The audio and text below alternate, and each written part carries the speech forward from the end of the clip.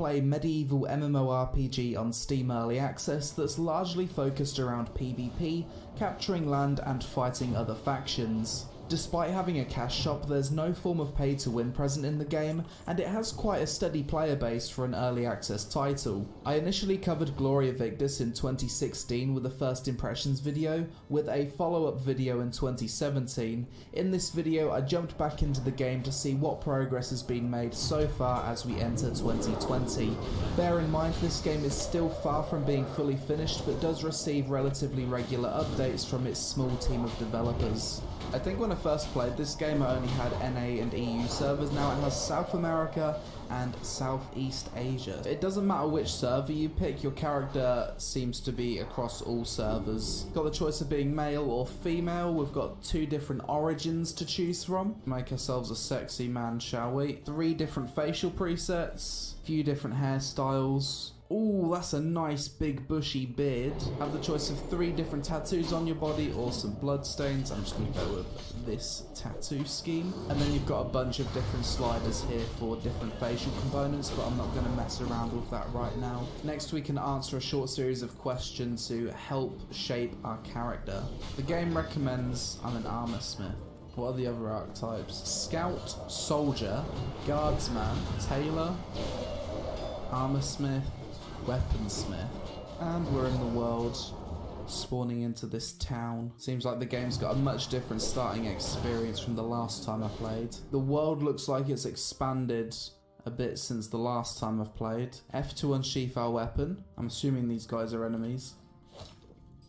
Okay. Oh, the combat's pretty simple. Well, this poor fucker's been massacred, hasn't he? Level 2. Got myself some attribute points to distribute. Let's go for strength, passive points. Got a talent tree here. Spend some points in this. Something I'm finding annoying right off the bat is the positioning of the camera. It's like really high. If I remember correctly, this was something that annoyed me the last time I played the game. So the combat's fairly simple. As you can see here, he's attacking me in a certain direction. So I just press right click and then block in that direction and it parries. Deliver the retrieved goods to this guy. I'm just going to go with medium armor. Level 3. It seems like the different guilds have their own little logos that they can put in the game. That's kind of cool. So I guess what I do now is I go out, I'm going to kill things, gather, try and level up a little bit and then start capturing objectives. Black Sickle Champion, level 35. Let's see if we can take him on, shall we? Nope. In this faction there's a lot more players running around. I've learned that pressing N puts me in first person. I knew you could go in first person in this game, but I couldn't remember how. Guild recruitment board. Schwerbertaboren. Okay, I'll join that guild. I ran out of stamina and I jumped in the water. If you don't have stamina and you jump in the water, you insta-drown. Dude, I'm hiding behind a tree. You can't hit me with your bow. So this person can help me travel around. Giant castle over there in the distance. Oh, these are level 53. Oh, I'm gonna get wrecked. I think I can beat them if I severely outplay the NPCs. And that's what we're gonna do. A ram has just spawned and I can push it around. I like having a catapult. This is going to be my job. Character's just not really pushing it around the world, is he? Can I use the catapult to kill a bear? This one. Come on. I don't think so. Come on. This is it. You suck. Oh, we got him! We hit the bear! That's what you get, bear. 600 damage. That's an amazingly strong bear. If it can survive being hit by a catapult and then chase me down. The next big update that I'm looking forward to from Gloria Victis is mounts being added to the game, just to make travelling around less tedious. They are currently being worked on and tested, but according to other players they're still really buggy and don't work too well currently. Got ourselves a beautiful sunset over here, very nice. Gather some fallen trees. Okay, we're chopping the trees. with our sword. That's not smart, is it? Can sell these pine logs for some decent cash. Light the signal fire. Stop the attack. Hint, use a ballista. Fuck. Shoot. Ooh.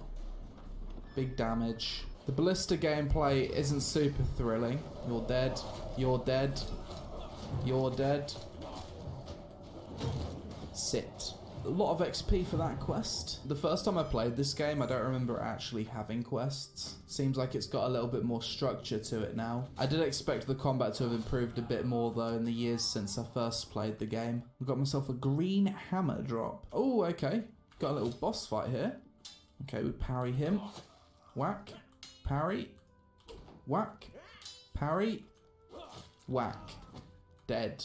Lots of chests to loot, and we get to pick a reward. Level 23. So I think the game's pointing me in this direction to these quests. But I've also got some circles on the map here. You know, sometimes the map really isn't very helpful. I've got a quest here, it says kill Korend, and it's pointing in this direction. I look in this direction, and on the main map, there's nothing. Gather some stuff whilst we're at it. Keep gathering that wood. I think wood's always a useful resource that you can always sell. Let's kill this guy. Lock. Oi, nice. Big damage. Okay, we're starting to take on some higher level enemies now. They give quite a bit of XP when you kill them. These guys are level 20, so I guess this is where I should be fighting and trying to level up. Kind of out here gathering and killing like a survival game right now. Combat's like a simple version of Mordau in this game. Defeat scavengers on the beach. 18k XP for that, that's a lot. Got objectives over here and here, but fucking hell, that's a long run. That's that one finished. 32k XP for that one. Level 24. I'm sure you level up a lot faster doing PvP though. Doesn't seem as though there's any action happening on the map right now. Apparently I sold a lot of stuff. Nice. Let's get myself some gear. Let's buy some deserter boots. I'm starting to see some really good swords. These have orange over them. 100 gold. Mate, I haven't even made 1 gold in this game yet. Got myself an upgrade. Fanfare. Nice. Let's go to the south. Got some objectives over here. Oh shit. Lads. Oh, okay, I thought you was coming for me, boys. Oh, level 28. Oh, fuck me. Wrong neighborhood. Run, run, run. Oh, he's chasing me to Zimbabwe. I'm going to need to take a slower approach here. Let's pull one with arrows. The higher level enemies really do give you a lot more XP. 2k XP per kill. Brother George has just decided to spawn. Like a zombie woman. The fuck? I don't think there was supernatural shit in this game. Zombie thoughts everywhere. Quest complete, 22k XP. And that's level 25. Got myself an epic padded hose. I think that's good. Oh, I think I need to go inside that building and capture the flag somehow. I don't know if I'm being a massive noob here or if this is actually what you need to do. What is this? Is this like some kind of instanced PvP thing? I've never seen content like this in the game before. Got about 20 players here. Finally get to experience a bit of PvP. Oh my god, all of these people are level 100. Oh my god, I got 1 taps. This is quite cool though that you can actually just jump into battles like this. Oh, I did 14 damage to someone. Get wrecked, noob. 11. Oh, I did 68 damage. Let's go. Gonna flank these guys. Oh, that didn't work out the way I planned. Die! Oh, almost. Oh.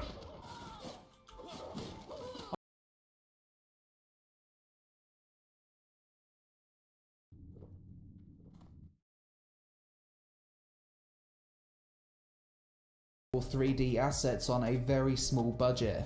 The game is currently in open beta and is very community driven, with updates being voted on by the players and players being able to contribute to building the world via the world editor. This game is free to play and features world bosses, party sizes up to 10, and a fair open world PvP system in which you can only fight people within a certain level range of yourself. So this is the game's website. We can make a character here. If we click at the top, we've got this big leaderboards for all of the players playing the game. The leaderboards show the top 1,000 players. Oh sweet, then you've also got clan leaderboards as well. And this one shows the top 300 clans. Based on the amount of clans and average number of members, the game must easily have a few thousand players. If you click on items, it tells you about every item in the game. But first up, let's make a character, shall we? We have the choice between 4 different classes: a warrior, a mage, archer, and I'm guessing that's a healer or a paladin. I'm going to be an archer for once. I hardly ever play archer. And then we have the choice between 2 factions, the Vanguard and the Bloodlust. It says here that this is a PvP MMO, so we should experience some good faction versus faction warfare. I like the logo for Vanguard more. Enter a name. Big damage. Can we have that name? We can. Click the character, enter the world, and let's see what this is all about, shall we? So WASD to move. You can jump up and down. You can click this button to go full screen. So settings, let's adjust the graphics, put the resolution on max. View range. Okay. God, I'm attacking something. I'm just pressing my Q ability. I need to stand still with this one. There's actually a lot of players running around in the starting area. It's pretty cool. The game feels populated. Just go out in the world and start killing mobs, I guess. Oh, that's level 2. These monsters aren't really doing a whole lot of damage. I think you just kind of run around and kill shit and do PvP. As far as I can tell. Grub's level 3 is taking a lot to kill, and that's level 3. Oh, it's nighttime now. That escalated quickly. I've got myself an upgrade here. Simple wristbands. Got some sandals. Let's equip those. Oh, what are these bad guys? Are these from the other faction? Oh my god, we're doing PvP, I think. We're doing PvP. I don't know if I'm helping or not. So pretty early out of the gate, you're gonna see some PvP going on. It's actually hard to kill mobs. There's so many players taking the mobs. Driftwood short bow. Is this an upgrade? 1 to 3 damage. Equip. Oh my god, I'm getting fucking zerged now. That's level 5. Unlocked another new ability. Oh, I see. When you level up, you can increase your attribute points here. If you hover over these stats, it tells you what they actually do. Oh, there we go. Leveling up's increased our damage quite a bit. You have enough coins. Talk to the trader in your base and buy a new book by right-clicking it. Show me your wares. Oh, I see. The trader sells all of the level 1 skills. That's good. Okay, let's see what my dash ability does. Okay, it's like a forward dodge. Oh, okay. Oh my god, we're doing mad damage now. I can kind of AoE grind mobs now. Level 6. There's a group of enemy players over here. I'm trying to help. I'm trying to deal damage to the enemies. They seem really high level for me though. This level 19 is a god amongst men. No one can damage him. I think the PvP in this game could actually be pretty fun. The combat and movement and everything feels really smooth. I know it doesn't look like much, but sometimes there's beauty in simplicity. Identity Crisis Golem. What the fuck? Oh my god, I'm actually taking so much damage. I think I'm gonna die here. Oh, let's run. That's level 7. Now I've unlocked Invigorate. I'm gonna go buy that ability. This is actually quite a fun little game so far. Look at all of these heroes. Wow, this dude's level 31. We got 2 really big deals over here. Got myself an upgrade with the wristbands, and I've got 6 stat points. Let's keep pumping it into dexterity. Okay, the game wants me to type in a battle shell.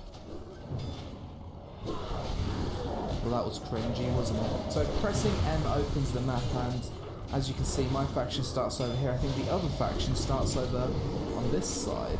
Big damage here. Taking on 2 infested grubs at once. Bit ambitious. Nice name. Big Ben Big. Fuck it, it's an MMORPG. Let's try and find a party, shall we? Oh my god, this guy's got loads of things on the floor beneath him. I'm just gonna take all of that stuff. That's level 8. Don't hurt me, enemy players. I'm just a poor defenseless level 8. Oh my god, you can get mounts in this game. You can ride grubs. What's this little box here? Oh, okay. Someone's streaming the game, and if you stream this game, your Twitch channel will pop up in-game for players to go watch you. That's a cool way of supporting streamers that want to stream the game. Summon. Okay. I'm in a group, apparently. Oh god, we're fighting level 15s. Okay. Oh, I'm swimming in loot that I can't even wear. I can't even damage the mob, so I'm just going to leech. I'm literally doing 1 or 2 damage to the mob. Nice. Carry me, boys. Carry me to the promised land. This is cool. So we're in a party of 9 right now. Oh my god, and it's about to go horribly wrong. He's pulling everything. I'm getting so much XP for being in this group right now. The mobs are dropping 100 copper at once. Oh my god, I'm leveling up so fast. I'm level 9 now. These people are basically boosting me. Okay, that's level 10 now. Big boss has just spawned. What's this? A coal golem? Level 11 now.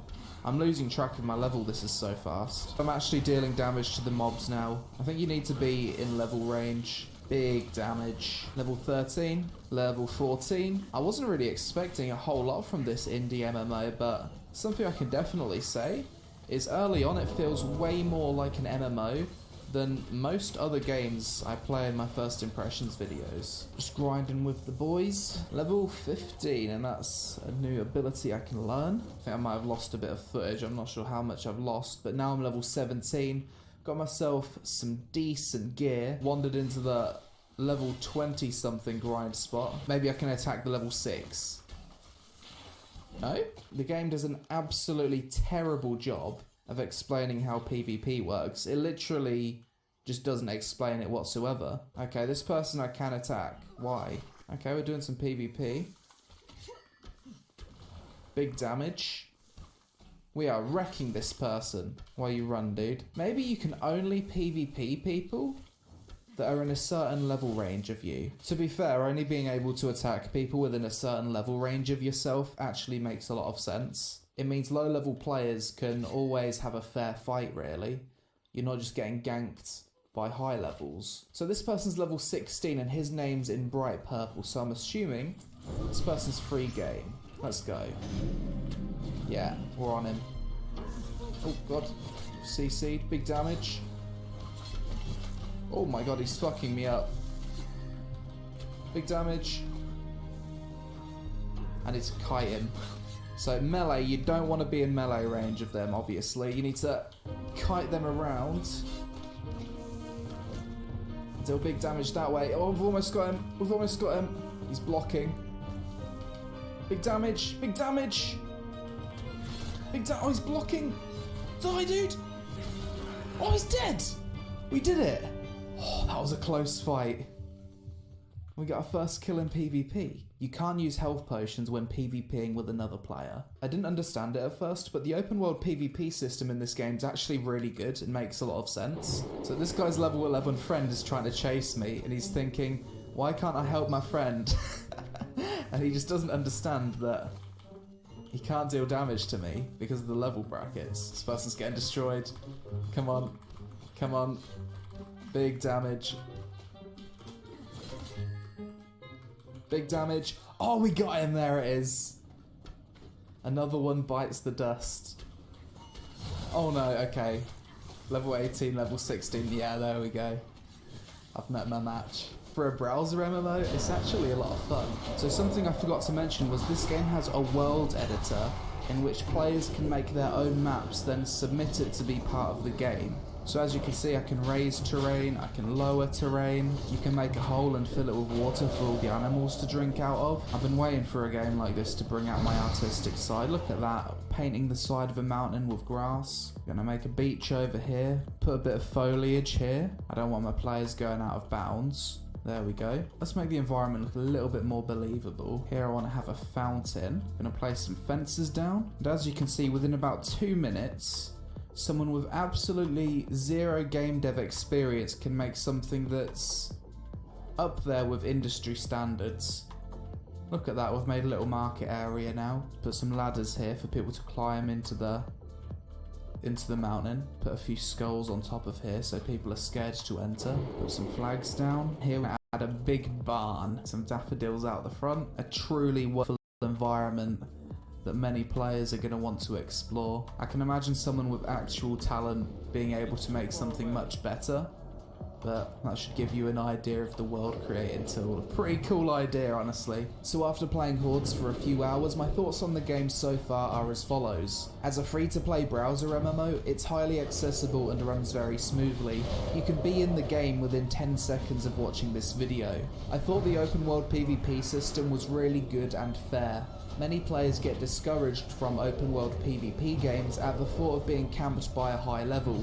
In this game, that cannot happen. I found the progression to be somewhat addictive, grouping up with 9 other players and slaying mobs hoping for rare versions of gear to drop, upgrading abilities and kiting mobs whilst AoE grinding. It felt pretty good. I really like that this game is a big community effort with the map creator and players voting on updates. Even though I hadn't heard of this game before making this video, the game feels populated, server chat is active, there's plenty of grinding groups, and it's not that hard to find PvP. I like that there's leaderboards for both players and clans to add a bit of a competitive edge to the game and see where you stack up against others. The game needs to do a better job of explaining the open world PvP system. I clearly wasn't the only person confused by it initially, as I saw many others trying to attack players outside of their level bracket. The tutorial could use a bit of work. I think it should prioritise explaining how to get new abilities as soon as you're level 3, rather than waiting until the end of the tutorial when you're most likely level 5-ish. Obviously, as this game is pretty much a one-man project, you can't expect crazy amounts of complex PvE content. Due to the scope of the game and replayability of PvP over PvE, this makes more sense, but as a PvE fan, maybe it's not for you. Due to the art style, visual progression is obviously a bit limited. Overall, I had more fun making a first impressions video for Hordes than many AAA MMOs that have had millions of dollars sunk into them, although I guess that's because the PvP side of things appeals to me a lot.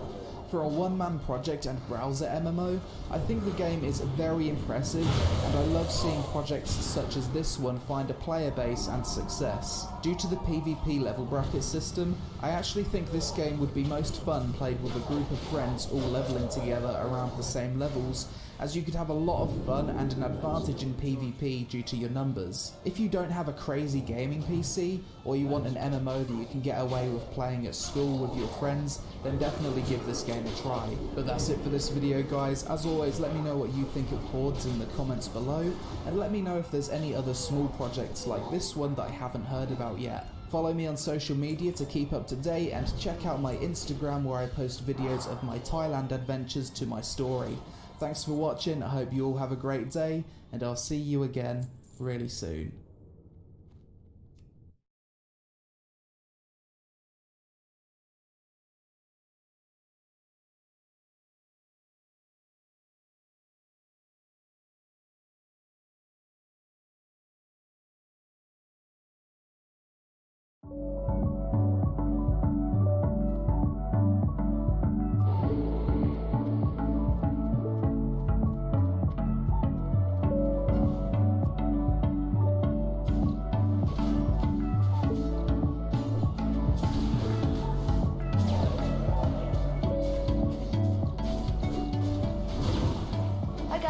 EK9920 to Quito.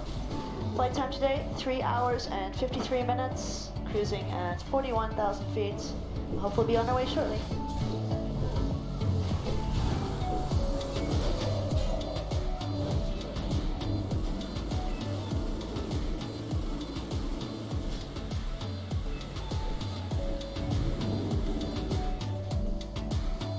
Emirates 075, left to wing counter for takeoff, contact departure on 120.5 in your right. Take off. Thrust draft. Check. Thrust in. Rotate.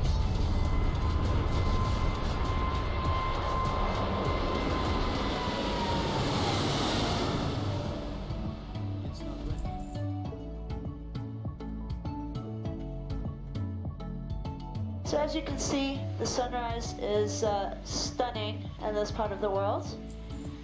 We're about to approach Guatemala, and it's just the most prettiest thing in the morning for me. Hi guys, just a brief update on where we are. We'll be tracking along the Amber Line down the coast past Mexico, Guatemala, Honduras, Nicaragua, Costa Rica, Panama, Colombia, eventually into Ecuador. This is Quito here. Just to let you guys know, this is a captain's only arrival into Quito.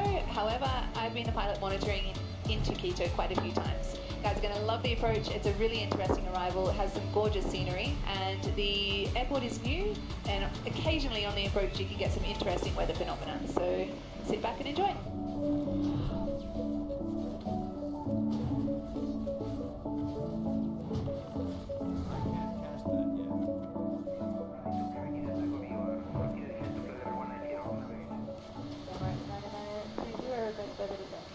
It's 990, descend to 18,000 feet, QNH 30, for Zulu, and let's approach geometry 6. Descend 8,000 feet, QNH 3027 into Victory Island. Zulu, runway 36, And approach checklist. checklist, altimeters 3027. 3027. Approach checklist complete. Check. I don't mean no speed. Check. It's the old airport here, in the middle of town.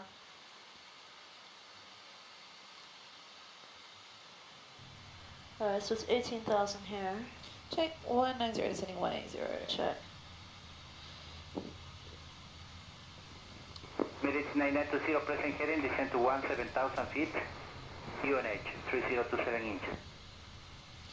Maintain present heading 190 descend 17,000 feet, QNH 3027, Emirates 9920. 7,000 set. Check. 18,000 descending 17,000. Check. Just gonna start slowing. Galápagos 8374, una nube propia navegación hacia la posición Arnaud. India correct. Sierra is identified on the left side. And on the right side. Flaps 1. Check. Emirates 9920, Flaps one. left heading 180, descend to 15,000 feet. Check down heading 180 descend 1,500. Emirates 15,000. 990. Ecuador 452, Heading 180. 8,5, buen día. 18, Don't start change speed. 452. Check. Sure. Listo, aproximación, buen día, dame 208. Dame 208, buenos días, contacto radar, mantenga rumbo de aerovía, el borde del condor coche está fuera de servicio, mantenga 180 de nivel. Ping 110, descend to 14,000. Check down heading 110 descend 14,000. Emirates 990. Alright. 110 set. And there we go. 1,000. Check. I can give you direct Quebec Sierra Victor for exit. Yes, execute.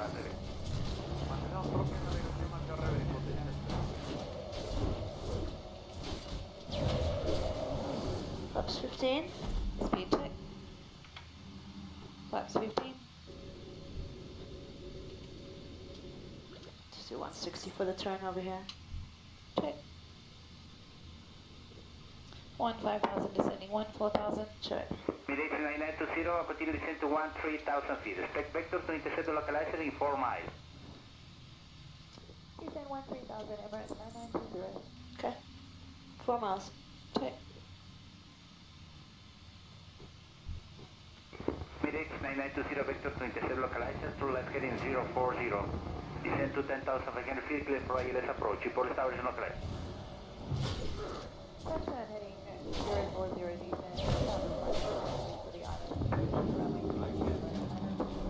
10,500 sets, heading 040. And can I have a... Yeah, that one. Thank you. Execute.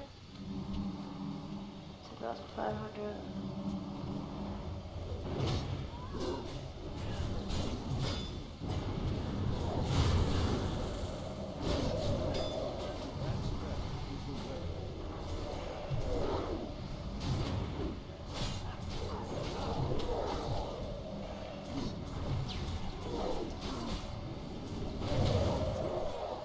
Emirates 9920, alpha correction, heading 045, report establishing localizer. Heading 045 will go Emirates 9920. Heading 045. Check.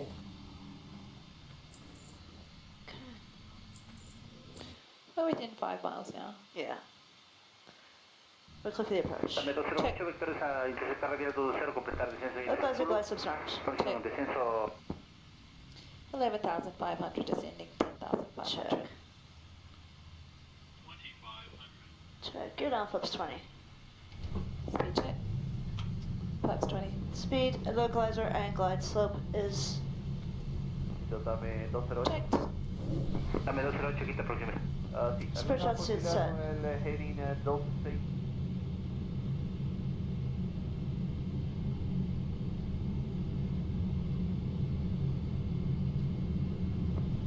Perfecto, mantenga rumbo 260 y descienda para... Flaps 25. Mantenga unos 7000 pies y prevé aproximación visual, inicialmente del sur. Flaps 25.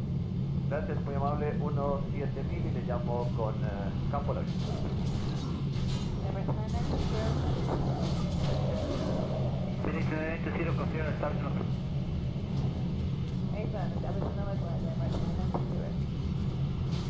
Landing check. Emirates 990, contact Quito Tower, 118 is about 35. Landing checklist. Landing checklist complete. Checklist complete. Land 3 well firearmed. Check. Emirates 9920 established. Emirates 9920, wind 350 degrees, 4 knots, QNH 3026 inches, runway 36, clear to land. QNH 3026 inches, runway 36 clear to land. Emirates 9920. Just bugged it a few knots above VREF. Okay. Disconnect. Check. Flight director. Check.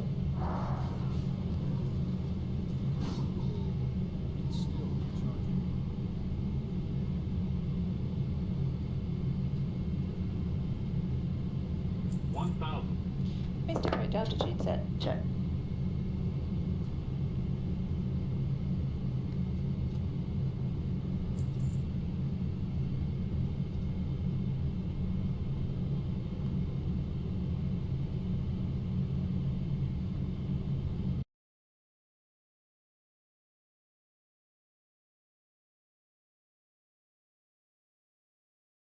Hey guys, this is probably going to be a bit of a rambly video, but today I just want to talk about my journey so far in Arcade Unchained, the highs, the lows, a few observations that I have about the community, as well as just generally talking about the game and why recently I've been having an absolute fucking blast playing the game, as opposed to a week or two ago where I was starting to feel quite burnt out by it. Before we start though, yes, I'm going to make an endgame guide eventually, and yes, I'm going to make a full review for the game. I just want to fully learn all of the systems before I really jump into that, because recently I've been learning so much about the game, so many different things that I wasn't aware of, so many different ways to have fun in the game, that I think if I jump too fast on making those videos, then they're not going to be as good as they could be. But yeah, let's talk about my journey with Arcade Unchained so far. So basically, I came into this game, like most people, as a brand new player essentially. Yeah, I did a first impressions on Arcade a few years ago, but honestly that scratched the surface of the game, and I didn't really know much about how any of the end game systems worked or anything, so yeah, coming into the game as a new player, I didn't really do a whole lot of PTR testing either. I didn't have time because I was kind of travelling around. So by the time launch day came, very unprepared, didn't really know what I was doing, had a vague idea of the class that I wanted to play.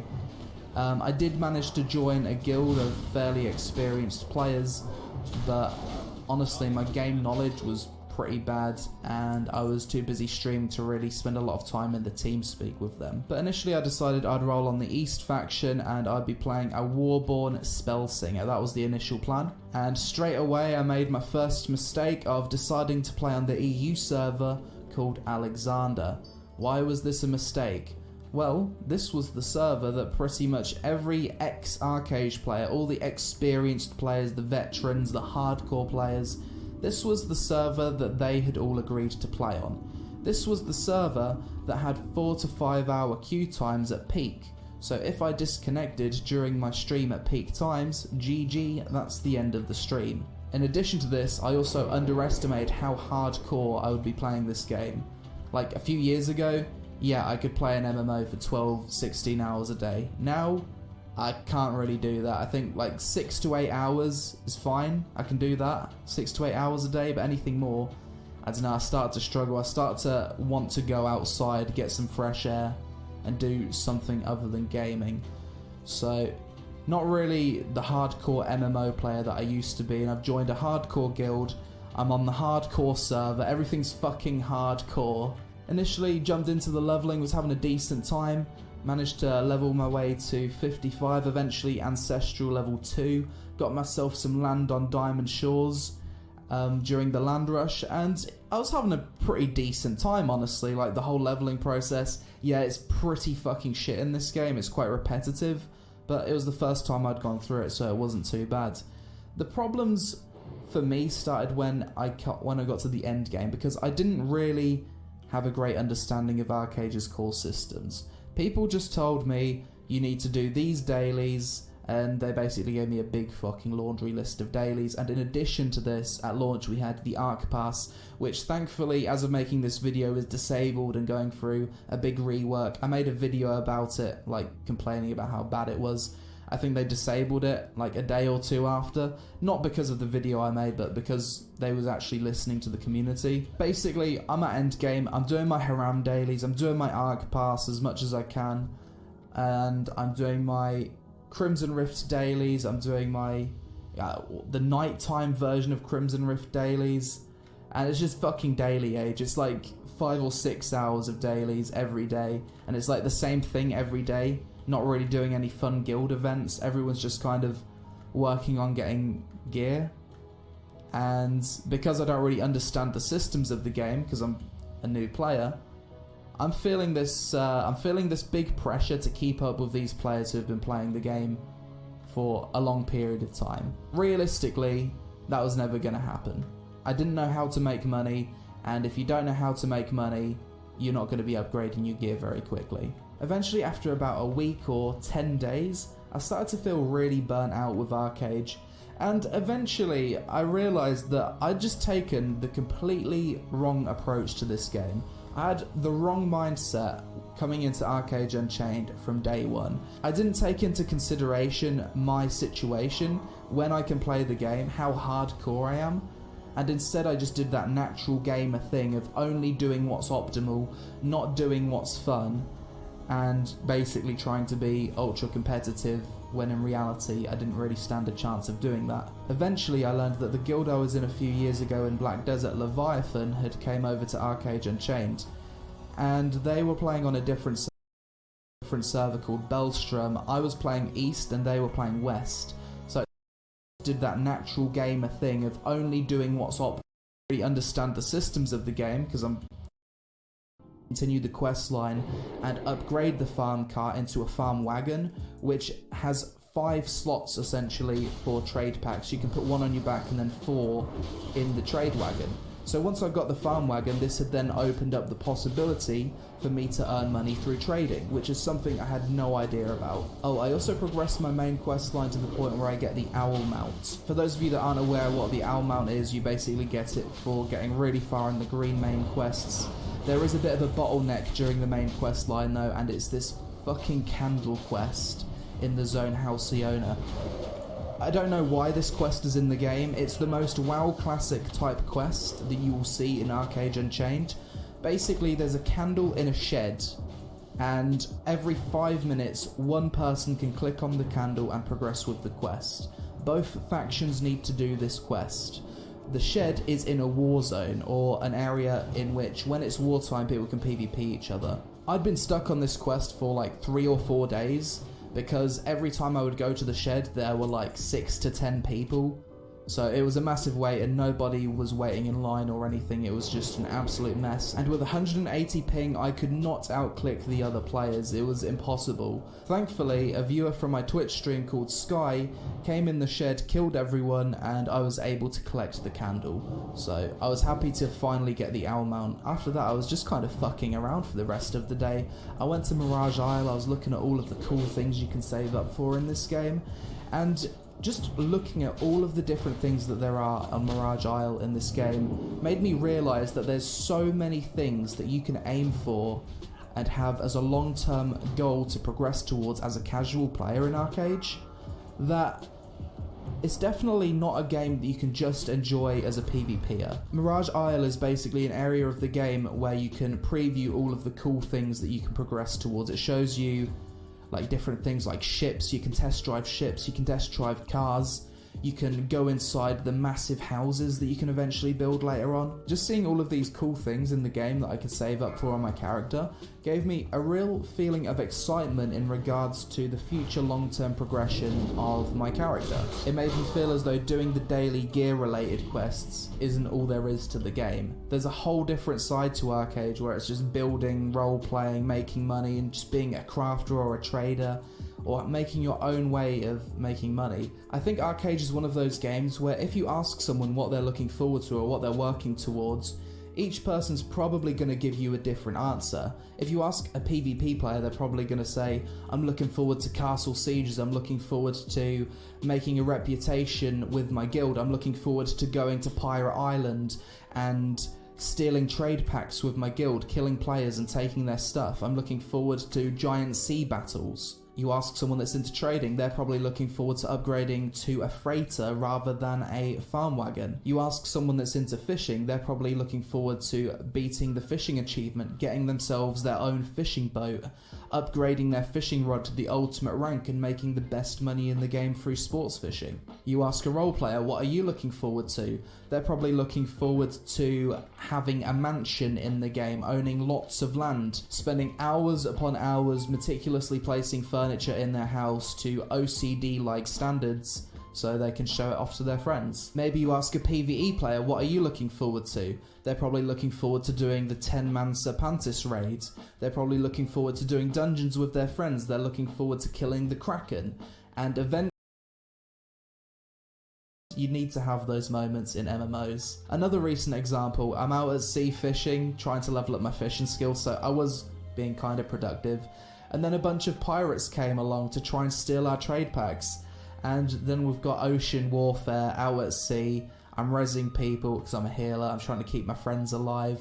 And the whole risk versus reward of being out at sea, potentially losing our fishing trade packs to fight against some pirates, it was a lot of fun. I think the way MMORPGs have been developed over the past few years has led a lot of players to struggle when it comes to sandbox games, because a good sandbox game, to get the most out of it, you need to set your own goals, and the game's not going to tell you what to do to have the most fun, because the most fun comes from player-to-player interaction and the emergent gameplay that comes as a result of that. The most fun you're going to get out of Arcade isn't from doing the daily quest. It's not going to be doing the structured content that the game tells you should be doing. The most fun and memorable experiences you're going to get out of Arcade comes from doing the stuff that's unexpected, doing the unscripted content, fucking around on the ocean with boats, doing illegal farms, trying to get a house in a nice location, talking and role-playing with other players whilst you're waiting for the ferry.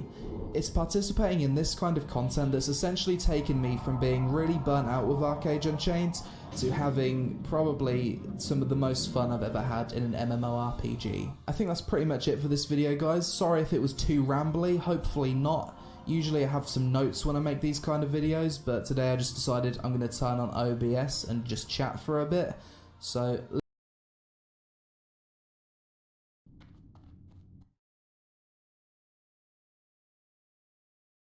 we all know that good graphics doesn't necessarily mean a good game, but when it comes to MMORPGs, it certainly helps you get immersed in the game's world.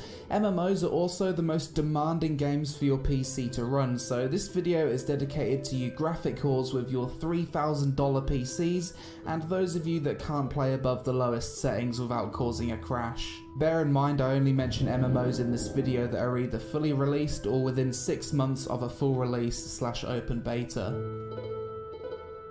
At number 10 we have Guild Wars 2. Now this is a game that began its development in 2007 with a release date in 2012. Journeying from the game's starter zones though, you can really start to see the game's age, and you may be surprised why it's on this list.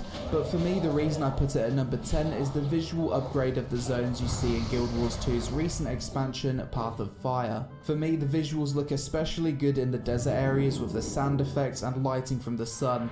1 year from now though, I'd expect this this game to not make this list. Regardless, if you've never played Guild Wars 2 before, I recommend it as one of the best casual MMOs if you haven't got a lot of time, as there's not really a gear treadmill and the barrier to entry for most content is very low.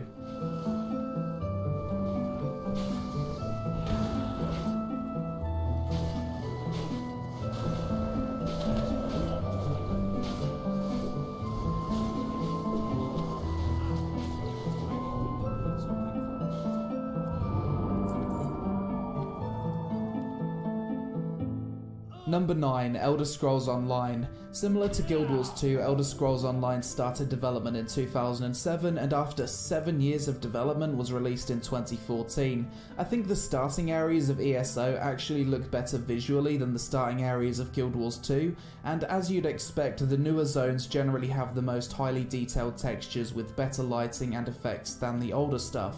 If you haven't paid attention to this game since the launch, it's actually in a really good place right now with a good player population and a wealth of content to sink your teeth into. I highly recommend it.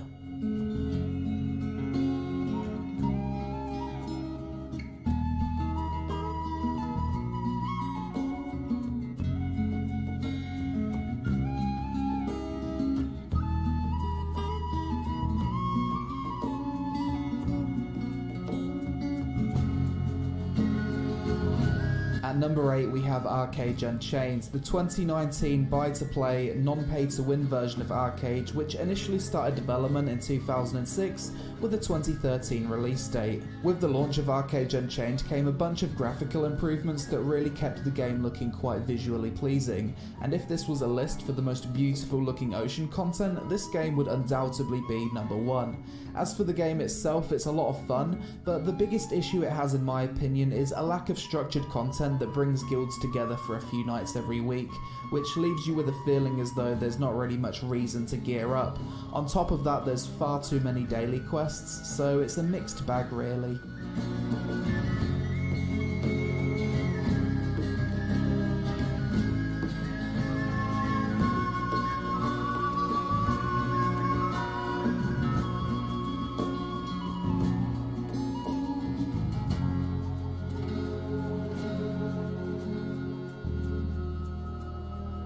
Ascent Infinite Realm is the newest upcoming MMORPG from Bluehole that should be releasing in a few months in Asia, with a Western release coming later. There's no info on the internet of an exact time this game went into development, but I spoke to an ex-Bluehole dev and they told me it's been in the works since around 2012 or 2013. This game uses Unreal Engine 3, and whilst this is quite an outdated engine at this point, and it really shows in some places, the game as a whole looks really beautiful and certainly pushes the boundaries of Unreal 3 really far. The game itself was a reasonable amount of fun the last time I played it. It's not the next big thing or anything, but a game that tries to appeal to everyone and immerse you into a steampunk world with visually impressive flying rocks and clouds.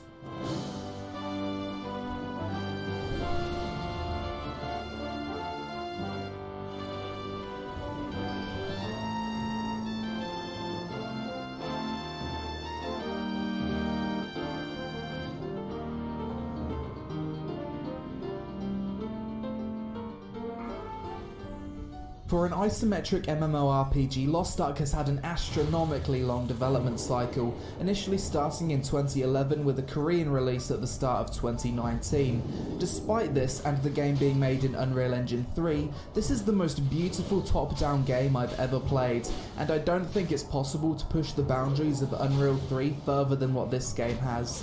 On top of all that, Lost Ark is optimised wonderfully well, and due to its $90 million budget, screams high production value everywhere you look.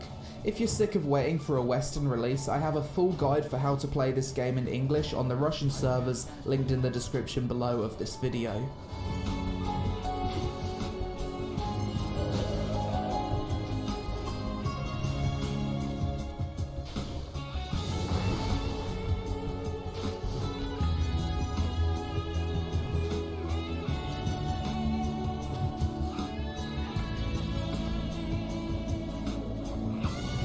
It's been 4 years since I first covered Moonlight Blade in a first impressions video, and this bloody game still hasn't had a Western release date announced, despite Nexon getting the rights to publish the game in the West. At the time of me first playing it, my mind was blown by the graphics of this game, especially by the weather effects of the rain, lightning and sandstorms.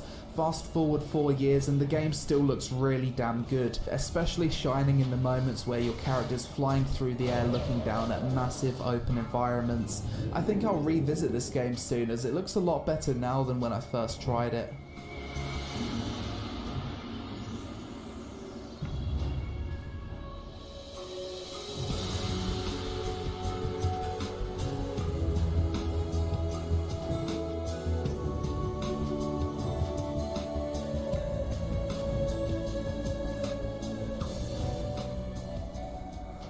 New World is a brand new open world sandbox MMORPG from Amazon Game Studios that will be releasing in May 2020.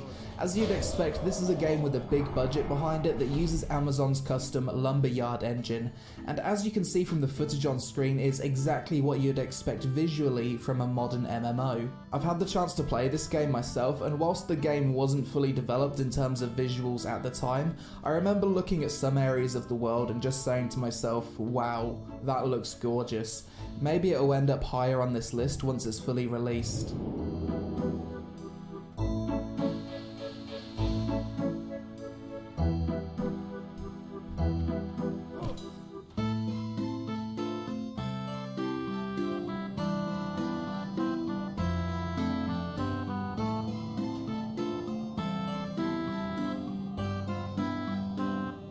Swords of Legends Online is a Chinese MMO that released at the end of 2018. This game was made in Unreal Engine 4 and features an instanced world, action combat, heavily story-driven linear leveling experience, and a subscription fee past a certain level.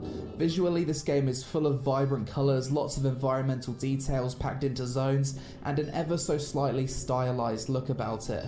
I played this game last year, and to be honest, most of my fun just came from running around looking at the graphics. As for if this game will ever come to the West, I highly fucking doubt it.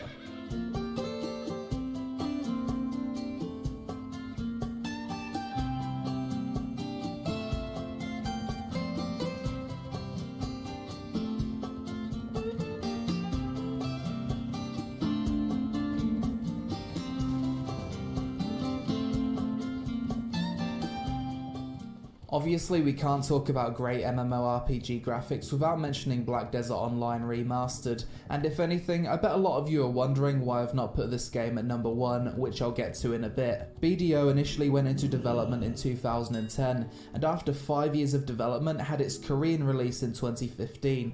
3 years later, the game had a graphical remaster which basically improved the lighting and made everything look really, really shiny. I've had a very love-hate relationship with BDO over the years, and I haven't played the game seriously for almost 2 years now, but something I always loved about the game was just how fucking beautiful it is up close. Like seriously, some of the screenshots people make for this game look like art pieces. The reason BDO is at number 2 and not number 1 is that despite how fucking gorgeous it is up close, the game still has really bad pop-in at a short distance when running through the world on your mount, and when you look into the distance, the visuals really fall off a lot and sometimes look kinda ugly. Regardless, I'd imagine BDO will be towards the top of this list for many years to come, and it'd obviously be number 1 if it wasn't for the pop-in or low graphics at a distance.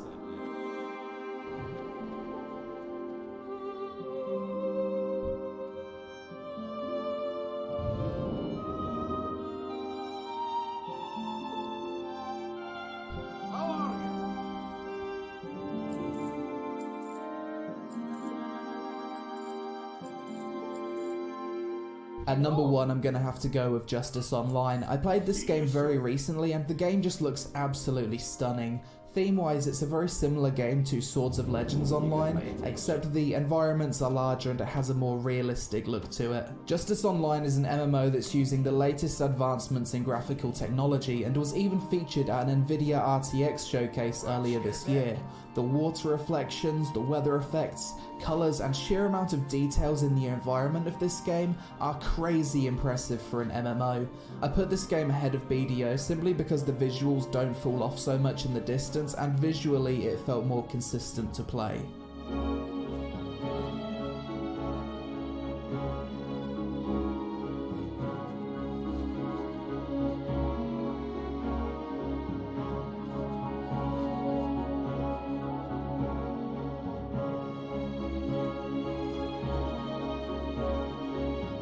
There's a few MMOs I actually left out of this video because I didn't know where to put them. I think Final Fantasy XIV with Reshade installed falls just outside of this list, probably at number 11. I think EVE Online deserves a place on this list somewhere, and it's super impressive how such an old game has really done an amazing job updating its graphics over the years.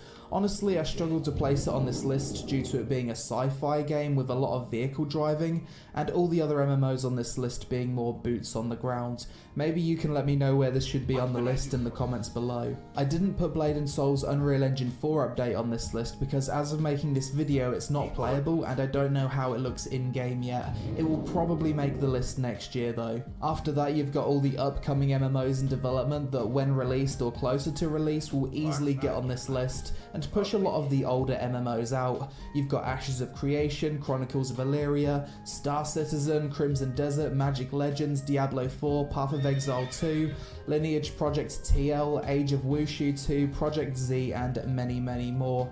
1 or 2 years from now, I expect this list should look completely different. But that's it for this video, guys. I hope you can understand that this list was somewhat subjective, and I hope there's not too much outrage in the comments. If you're an MMO gamer or just someone that plays online games from another region and struggle with bad ping, something that's helped me a lot as someone that lives in Thailand is using a ping booster called Exit Lag.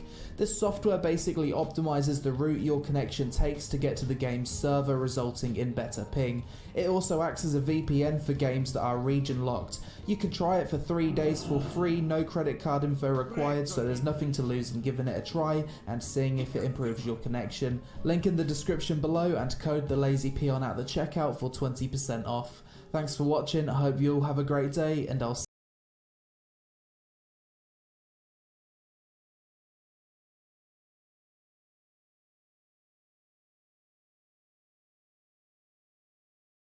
Hello again there, friends and fans. Raptor here, and welcome to Builders of Egypt: The Prologue, a game available now for free because it's just a demo of an upcoming game that is TBD on its release date for PC. If you want to see more of this game, if you love ancient city builder games, then this is definitely the game for you.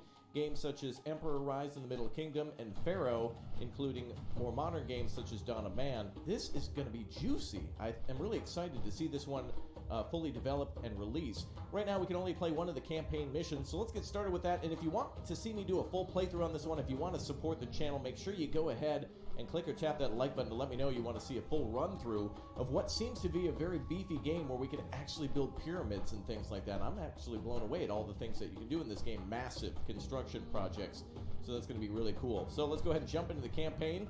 We'll start a new one here, and if you want to read any of the details, which are quite beefy, then go ahead and pause at any time. But there's a lot of stuff here to do, including, I guess our first objective then is to gather 12,500 bread, 5,000 bricks, 2,500 pottery, and 200 dwellers. So that's interesting for Eneb Haji.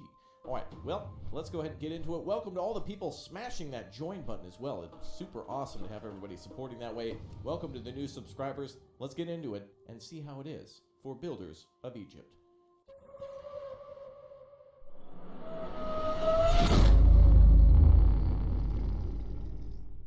All right, and here we are at our first look.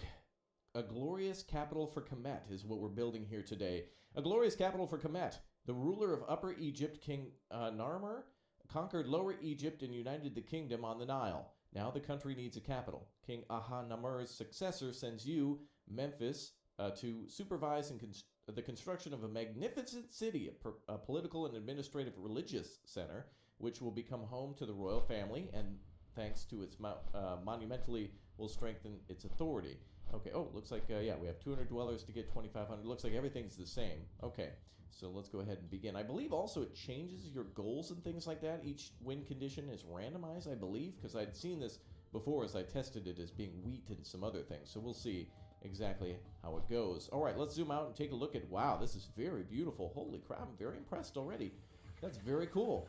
Okay, so it looks like our building area is actually quite large. That's good, and it looks like we can pretty much build anywhere that we want, I assume. So let's go ahead and get started. What do we have on the left side? Houses and roads, food production, sanitary, so like drainage things, wear production, faith, administration, buildings of cultural heritage, authority buildings, education, military, and defense are locked. So it looks like we will have military attacks in the future. That's going to be really cool. All right, let's see. Press spacebar to go further. Let's see. In ancient Egypt, the idea of currency was unknown. Work was paid for with bread and beer. Oh, very nice. Okay. So let's see. It looks like they want us to build a road like this. Okay. So some extreme hand-holding for, I assume, just for the beginning of the game. That's totally fine. Looks like we're going to be building near the lush... I guess this is the Nile Delta? Wow, that is beautiful. Look at that. Gorgeous. Okay, let's go ahead and get started by placing our roads down then. So let's see how this works. Seems like it's built immediately in this game. There's no people required in order to construct those types of things. So let's go ahead and get started with the cross-section right there. The world's first four-way stop.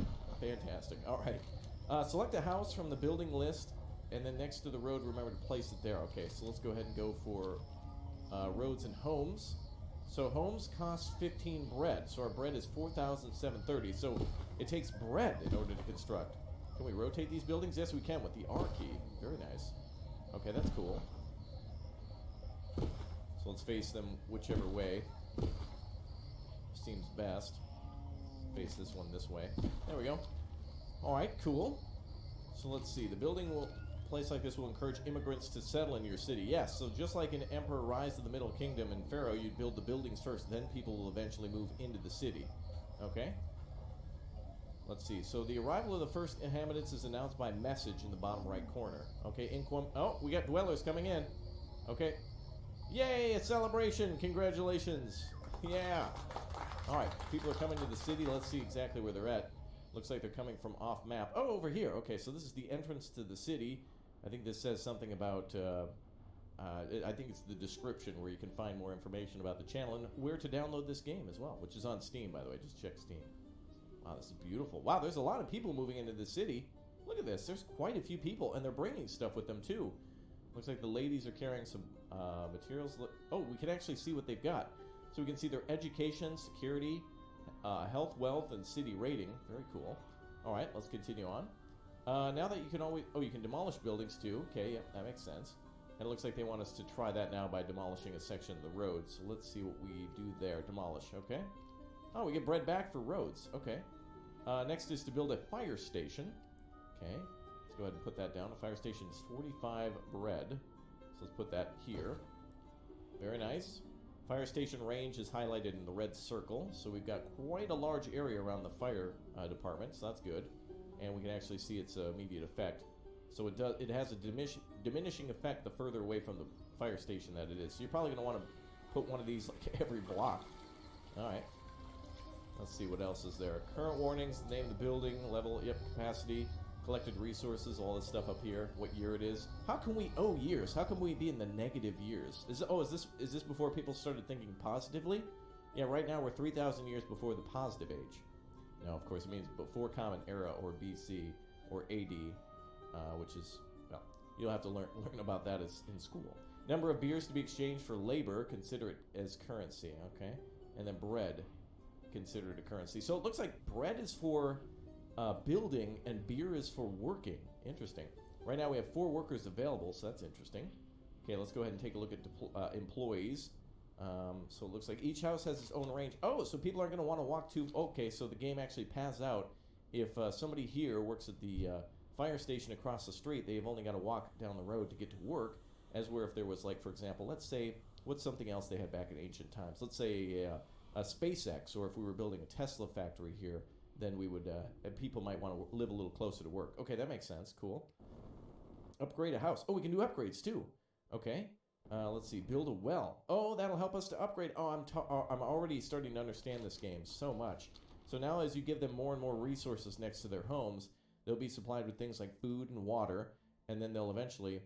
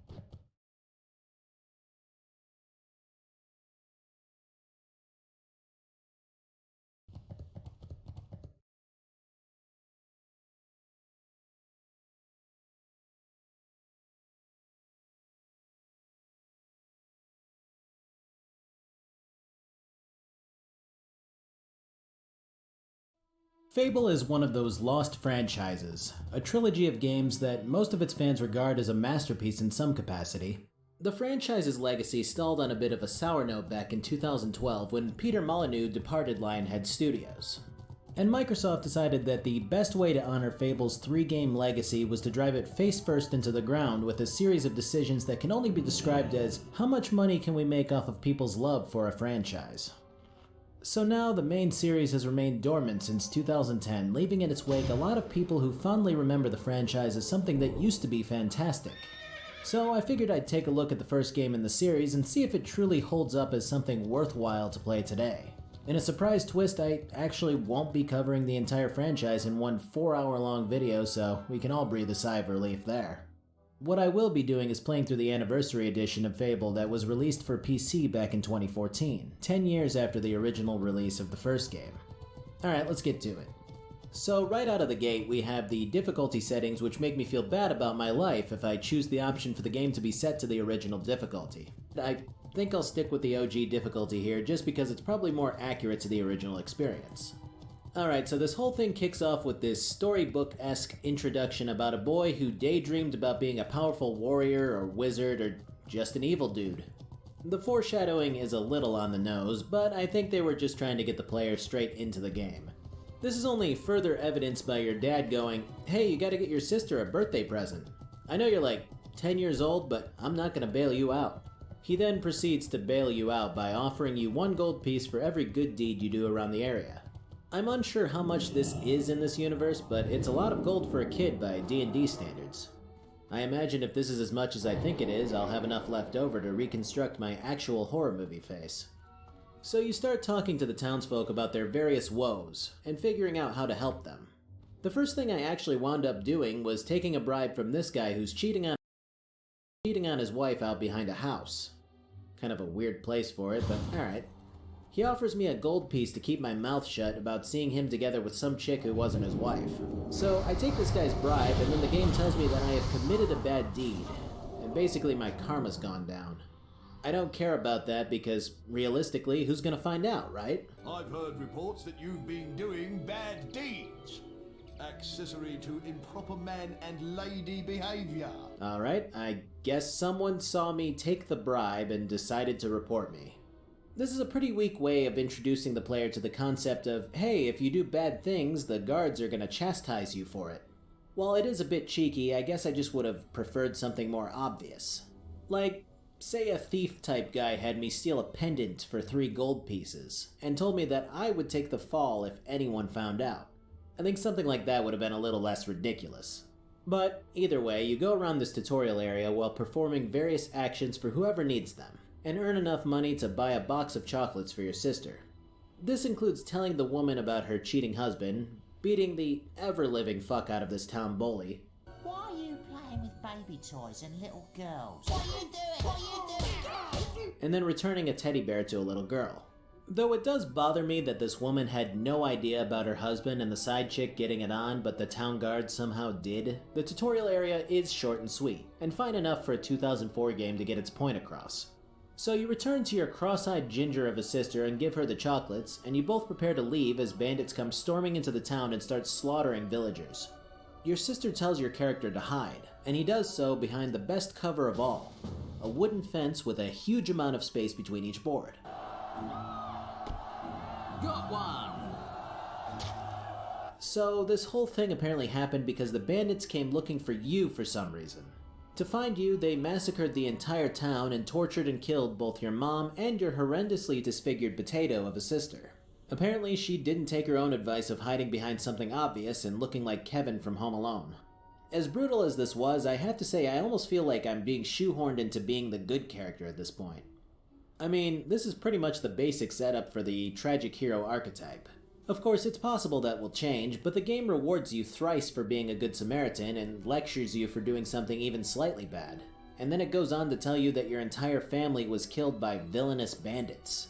I guess it feels like it takes that whole concept of, hey, you can be good or evil, and then just pushes you heavily to be heroic. The game further compounds on this sentiment with the introduction of Mage. He saves you from a bandit who charges at you while you continue to Macaulay Culkin of your big dead dad.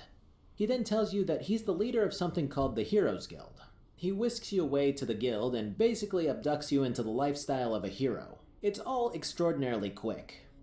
Hey kid, I know your whole family and everyone you ever knew died before your eyes in a brutal and unforgiving slaughter, but hey, you gotta be up bright and early for your hero classes. Okay, bye. So you meet your roommate, who's a solid 2 inches taller and 30 years older, judging by her face. She goes, "Yeah, I had this room to myself, but I guess I don't get that anymore. Oh well, let's go to class. Yeah, my family just died, but yeah, sure, let's make me feel bad for taking up space in your room."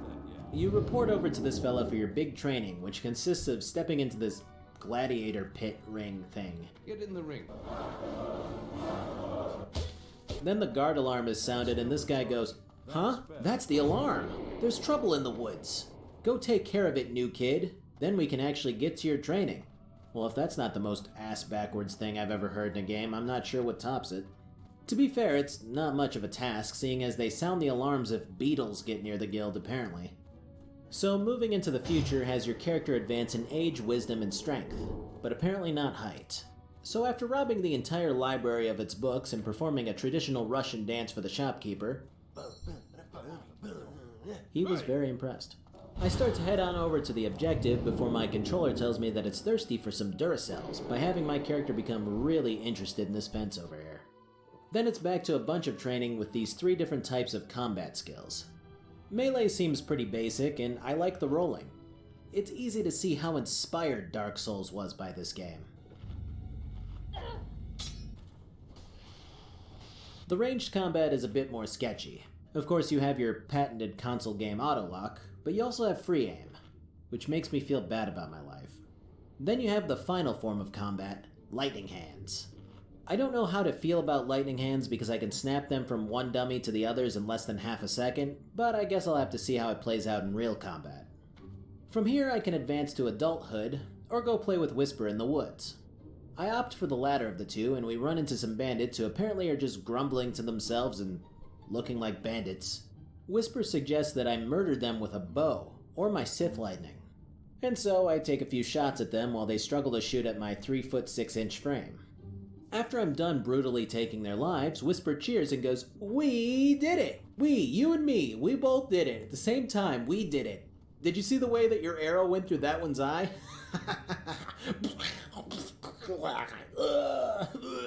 I'm gonna go tell our teacher that you massacred those 3 humans just now. Okay, bye. And so you advance into adulthood, which concludes with you practicing your skills on Mage one more time before receiving the title of hero. You're walked through the relatively basic skill system, which allows you to trade your experience points for more strength, speed, sneaking, magic, pretty much everything you could want in a basic action RPG game. One thing I particularly enjoy is the idea that you need to upgrade your physique to use bigger weapons in the game. And finally, you're left to your own devices, which basically involves you taking story quests or optional quests from the big table in the middle. The introductory bit of this game feels extremely cut and dry, and more about getting the tutorial for all of the mechanics out of the way than actually writing a compelling story. I mean, obviously your whole family dying because bandits were looking for you for some reason is definitely somewhat intriguing, but the execution of tossing your character through Hogwarts for many years in a training montage is kind of lackluster. Either way, I can't actually help but be excited to dive into the meat of this game with all of the possibilities I've been shown so far. So here's my first major take about this game. It's bizarre. And that's not a bad thing, because honestly I can't think of another game that's just like Fable. Sure, you can say that the dated combat mechanics show up in other games, or the upgrade system isn't particularly unique, but there's this reputation system that affects how people treat you. They might cheer, they might cower, they might just ridicule you. The people you interact with are these strange and bright cartoon characters that range from dopey and drunken townsfolk to smug heroes who look down on you as a simple farmer. Your choice of armor or clothing might mean the difference between protecting yourself in combat but looking extremely ugly to other people, or it might mean that you're an unarmored glass cannon, but hey, you look beautiful. The sneak system has your character do this weird lazy hunch, and this eye in the top right corner tells you how many people see you. There's this constant disembodied voice of the guildmaster telling you where to go and what new things are happening at all times. The blacksmith calls out that he has shields and armor, and he has neither of those. Villagers and vendors tell you your next objective location when you walk by them constantly. The game is just really goddamn weird, but it also oozes charm, and I'm really enjoying it so far. So the first thing that the main quest has you do is slay a wasp queen and a bunch of regular wasps that seem to be carnivorous. I think the lightning might be a bit overtuned, but it sure does get the job done. Also, the wasps in this game sound like pigs, and I haven't figured out why. From here, you head on over to the main city of the game, Bowerstone. Upon arrival, you're told that your horror movie monster of a sister might have actually survived the attack, but they're still unsure. After this, you can do whatever you want again, which for me involved picking up a few side quests. So Fable has this thing called a boast system. Basically, it's a way of adding more challenge to your quests, while risking some money in exchange for more of it. When you boast, your character is basically getting up on a platform and telling his followers, "Alright, I'm gonna protect these next guys in this next contract while I'm naked," or something of that variety. In addition to this, many of your quests have you fighting on the side of justice or villainy. In one quest, you can earn good boy points but less money if you fight off the bandits who are looting a farm. Or you can rake in more shekels by helping the bandits loot the farm. I guess the definition of a hero in this game is just someone who does things for people, because Whisper opposes you once you choose your side, whether it's good or bad. It just seems kind of weird for you to have been rescued by this guy who runs the Justice League, only for you to go, "Yeah, you know what? My family had it coming. Being a murdering bandit is the way to go."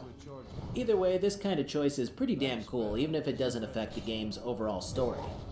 A lot of the times I felt pretty overwhelmed by the sheer amount of things that I could do, but I don't necessarily always consider that a bad thing.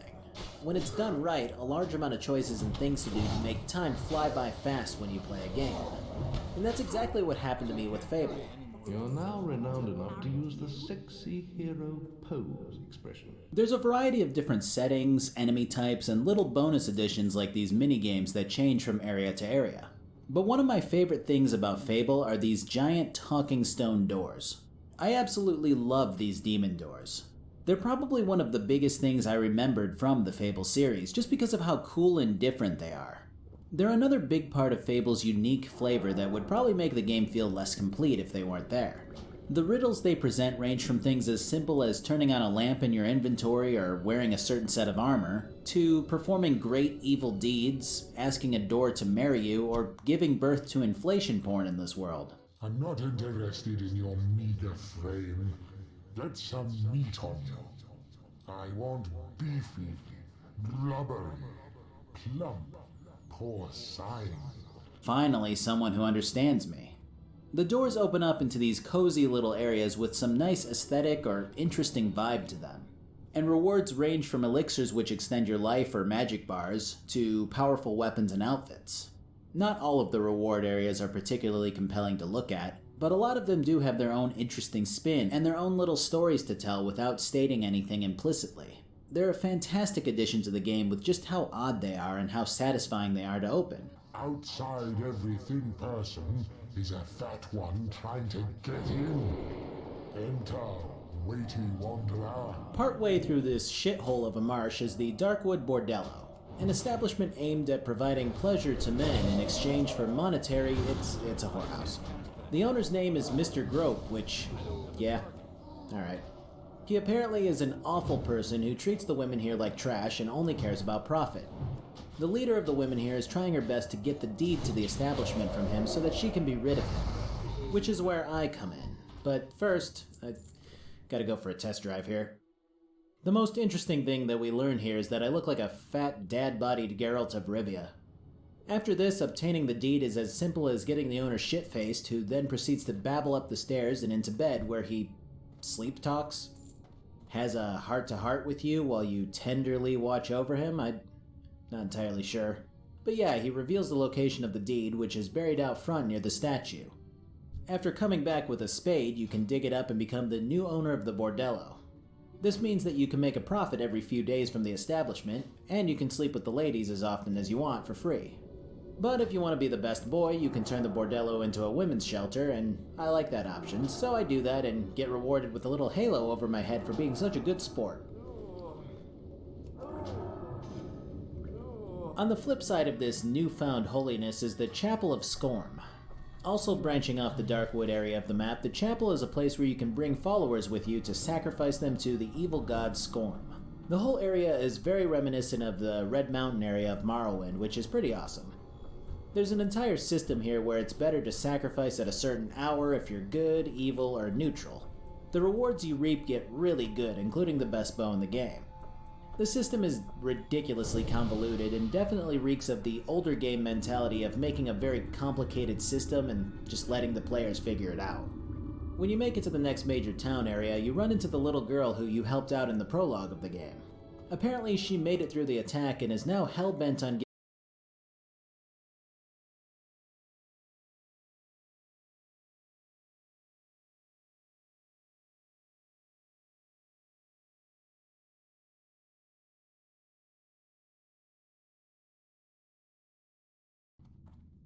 I'm out of range. Good morning. Everybody's awake? It's 10. I woke up around 7 and I was cold, so I went outside, I exercised a bit, came back, slept again. Sleep was okay, wasn't as bad as I imagined. Now I'm gonna pack up, eat, and go.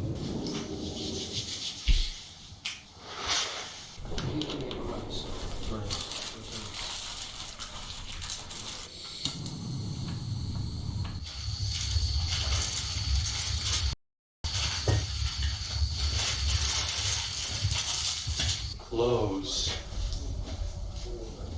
They're not that dry. They're still pretty wet. Maybe I will not take them to Pripyat with me. It's extra weight, extra effort to try to dry them again, which I don't think I will be able to before trip end. So I think I will actually leave them here, come back on the way back to the tip. Actually, we were in Pripyat the first time in the summer. I did not sleep in the room because it was like so dusty and shit. This fucking room is dirty as fuck as it is. It's so much better than the outside. So we haven't checked this in a while. The radiation levels, 0.12. I think in Kiev it was 0.12, somewhere around there. So it's basically normal. 0.13 around here. Nothing terrible. As we move a bit closer towards Pripyat, it's going to increase. 13. All good.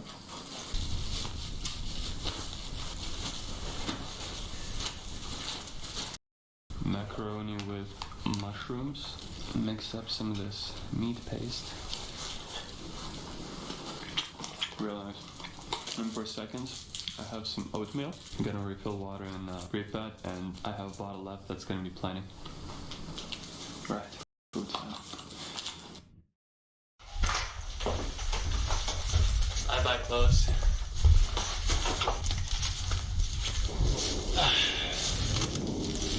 Another beautiful Chernobyl day. So, it rained in the night. It didn't rain much, and it was very, very quiet. No animal noises. It's just so fucking extra quiet. Yeah, so this is it. This is the village. Not gonna go into any of these houses because I think the house that we were in, beautiful house, is basically a representation of the best of what this village has to offer. How much do we have left to walk? 20 kilometers. 20 or 25? We're probably going to reach Pripyat around 6. So it is going to be dark, but at least we can actually walk through the zone in daylight, which is so much more better. Wake up in the morning, start exploring the city. So this trip is mostly concentrated around Pripyat. Just want to explore the city more than I did the previous time because we kind of like went through it real quick. This time we're going to spend an entire day. We're going to try to explore as much as we can. After that, we're going to go. We should be spending about 4 days in the zone. Right.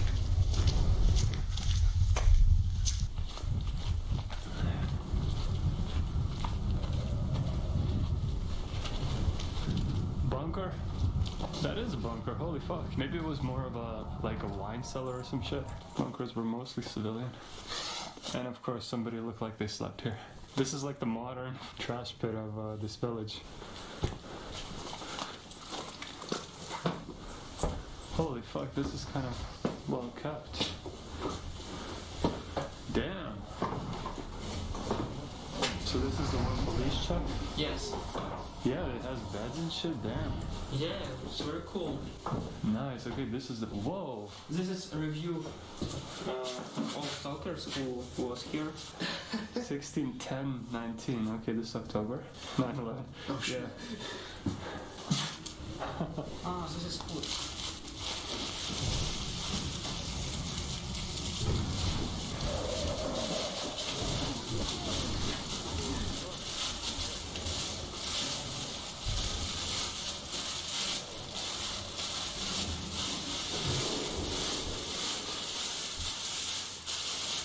Ah, this is grain. This is if you don't have something. Grain. Oh my god, that is sugar. Nice. Well, the reason we didn't stay here, of course, was Anton's paranoid about police checking. But damn, this would have been cool. Better to be safe.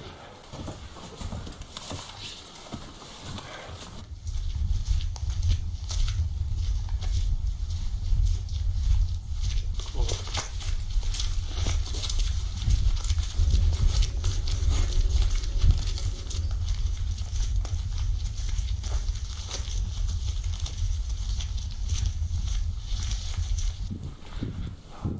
There's an old swing set. Oh boy. That's cool. Ah, there's another old trike. That's like an old truck. That seems like a house that somebody stay at also.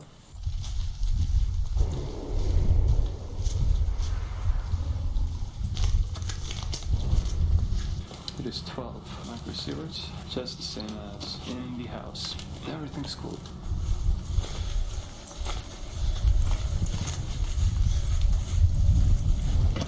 As we walk forward, slightly increasing. It showed 15 at one point. This is nothing to be worried about.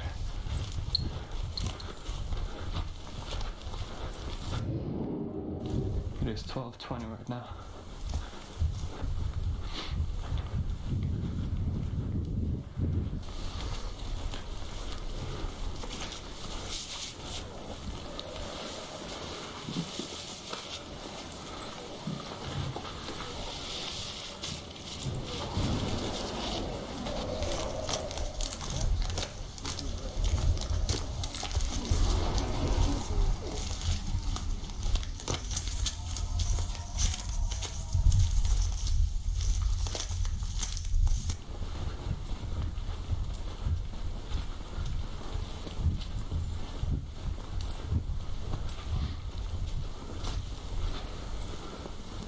So these go to Chernobyl power plant, right?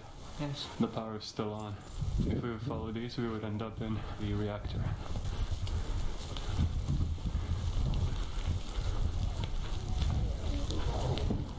Okay, taking a bit of a break. There's about plenty of kilometers left. 13:02. So we walked for basically 1 hour. John's doing his thing. Shoulders really hurt, and thigh muscles really hurt. Also, an interesting thing, this part of my leg right here, this whole side, I barely feel it. I don't know what's up with that. Something related to cold, hopefully. Gonna rest and keep on moving, following the power lines. I'm gonna follow these for an hour or so.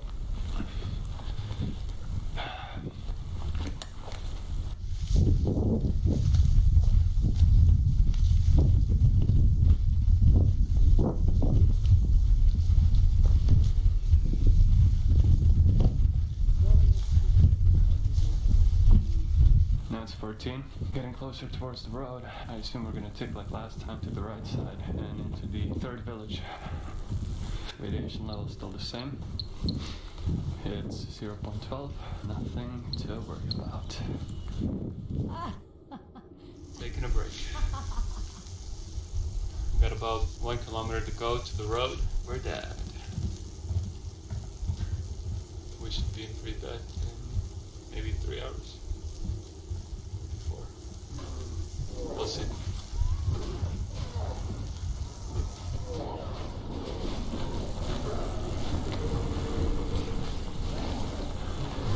Okay, so the road begins. It is 14:38. We're going to go that way towards the village, and then kind of, I think, Pripyat is somewhere there. So, just like last time, this road is... You don't have to do stupid shit every time. Just like last time, this road is used by security, yes? This road is going to lead to the village, and from that village we're going to go a bit off track, past the edge of the Red Forest, again, hopefully not through all the shrubs, onto the pre-pet area, yeah. Basically it. It is 15, we're getting closer to the village. Okay, it is only 10. I remember last time we went to rest somewhere on the side of this road. The radiation was 50, just because we went somewhere into the bushes. Now it's 16. Well, slowly increasing as we approach the village. So, the road is there. We're gonna chill here, eat some food, rest up. Yeah.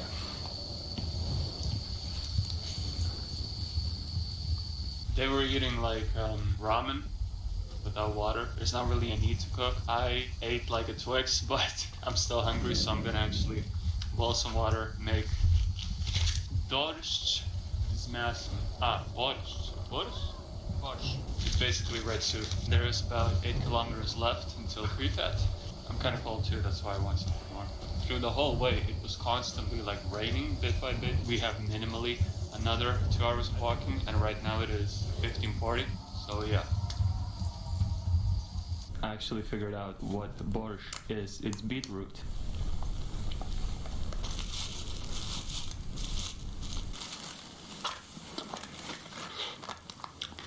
That's good.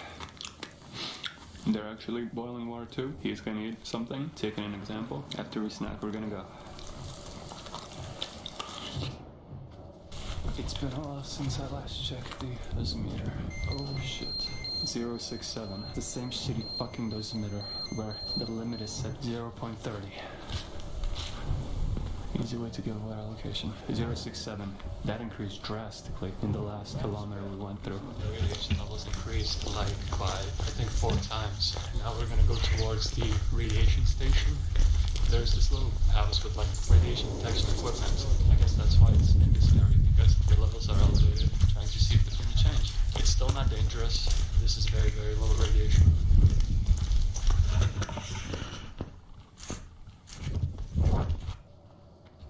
As soon as I stepped on the road, I heard a noise. Wait. I think it's a car. I think yes. We're gonna go around and try to either figure out or completely avoid. We're at another road. The road we ran away from is right there. And we hear is right there. I don't think it's the car. This is the station. I fucking told you it's the station. This is what we were hearing.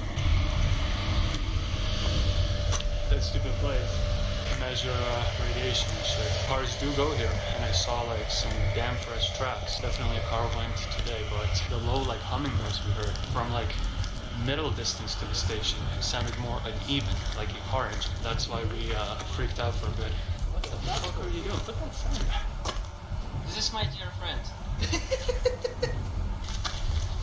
Anyway, I think the radiation levels here are quite bigger.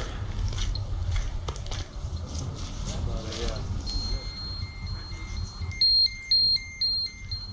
It's 1.33, truly increasing, and also as we come closer there is more risk of security patrolling. 16:32, probably an hour it's gonna be dark. Slowly walk forward till they catch up.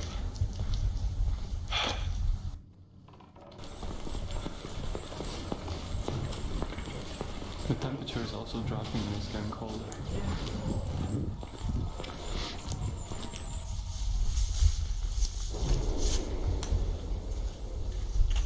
We're approaching the edge of the Red Forest again, and I fucking hope we won't have to go through all that like foliage like we did last time. That was fucking shit.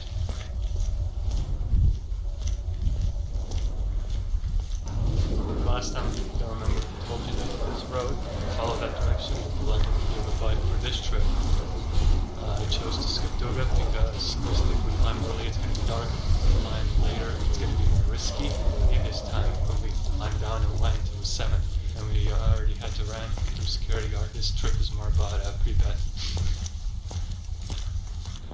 So here we are on the road to Pripyat, which divides the Red Forest. Yes, I already see the power plant right there, reactor 5, the unfinished one.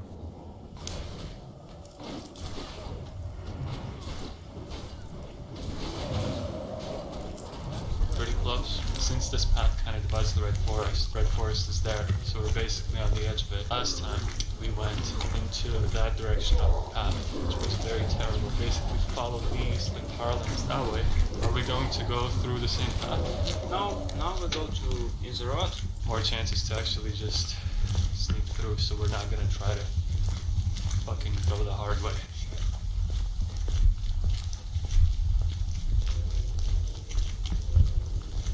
Since we're basically on the edge of the Red Forest, let's check.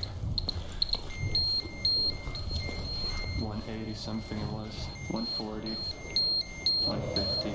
Radiation is increasing bit by bit, but still nothing dangerous. For this to harm us, we have to, I don't know, eat the Red Forest.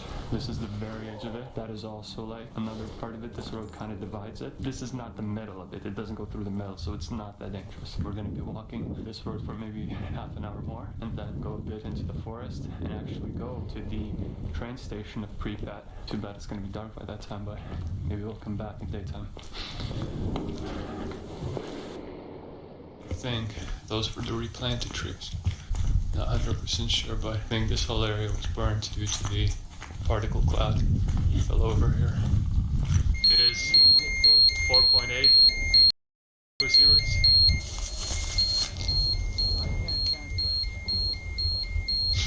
Yeah, it's at about 6 right now. Still not dangerous to health as I've mentioned, but not when we live here. 1720. So yeah, it's gonna get dark real quick.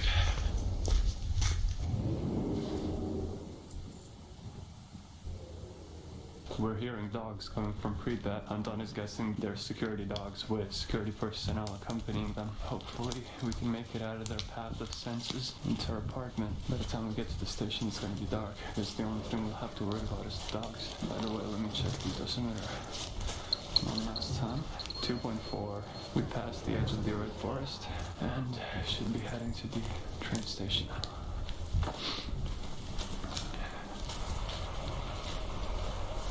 Right there, that's the military car going towards, I assume, Rector 4.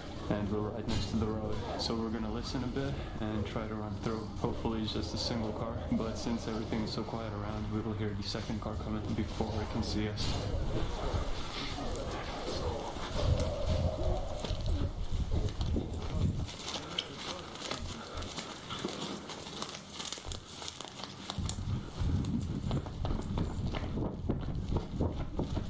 We crossed the road onto the train station.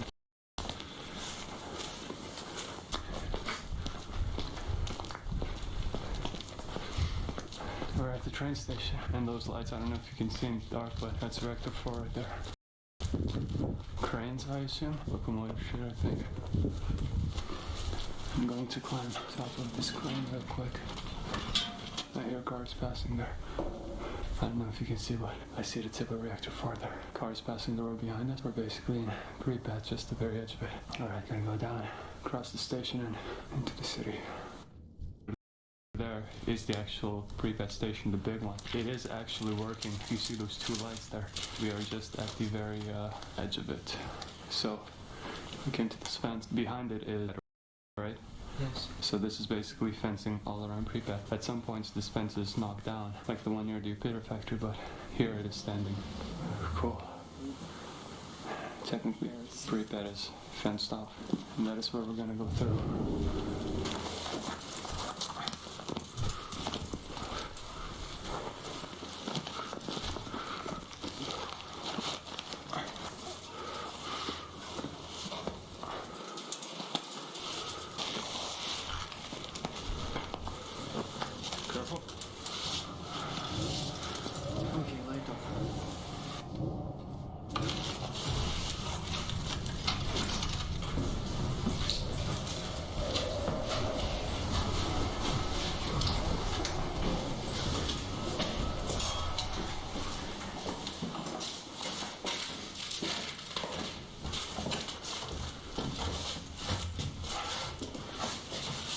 Nice. I take the single. Home sweet pile of shit. Now we gotta board that window. Yes. And start cooking food.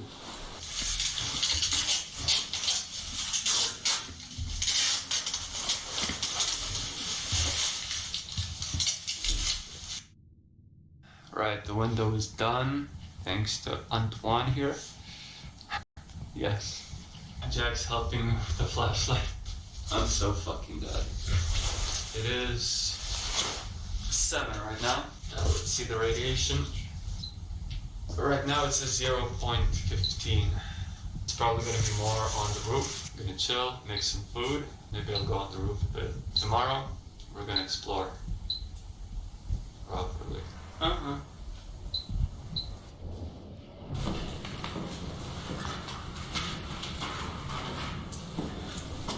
decided before I eat, I'm gonna go on the roof, take in the scenery.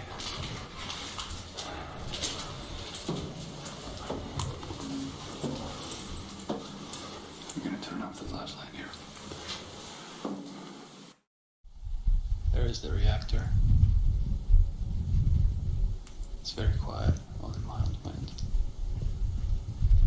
Since it's cold, it feels more unwelcoming, more like I'm not supposed to be here. It feels quite scary. You can only see silhouettes of buildings from the lights of the reactor. Everything is dead, non-animal. Earth is very big and scary in moments like these. But that's what makes it interesting for me. The feeling of unsafety. Makes everything more simple.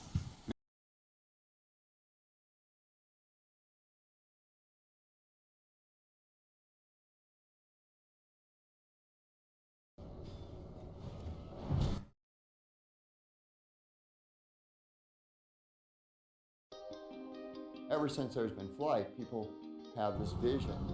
And I think you and I had this vision. You're on the highway, you're going like 2 miles an hour, and you just desperately want to push the button to go vertical and take off over this. It's just an irresistible fantasy that all drivers have had. Hey Doc, we better back up. We don't have enough road to get up to 88. Roads? Well, we're going, we don't need roads.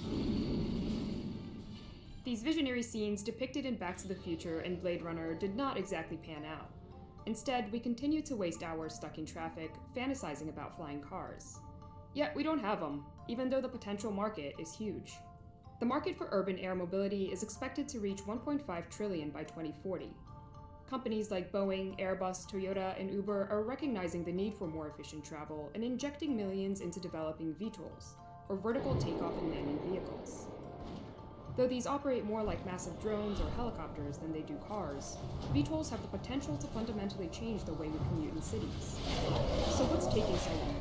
And will we ever be able to push a button and zoom over traffic with our carpool hybrid?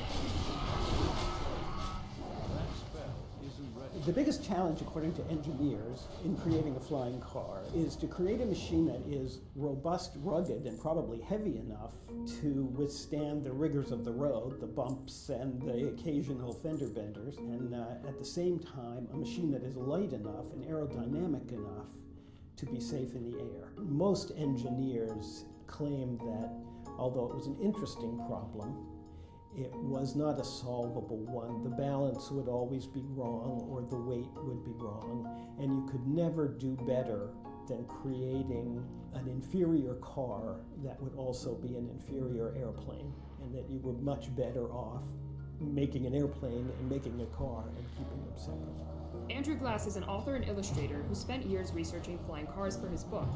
He says that initially the notion of roads seemed far more far-fetched than flying cars.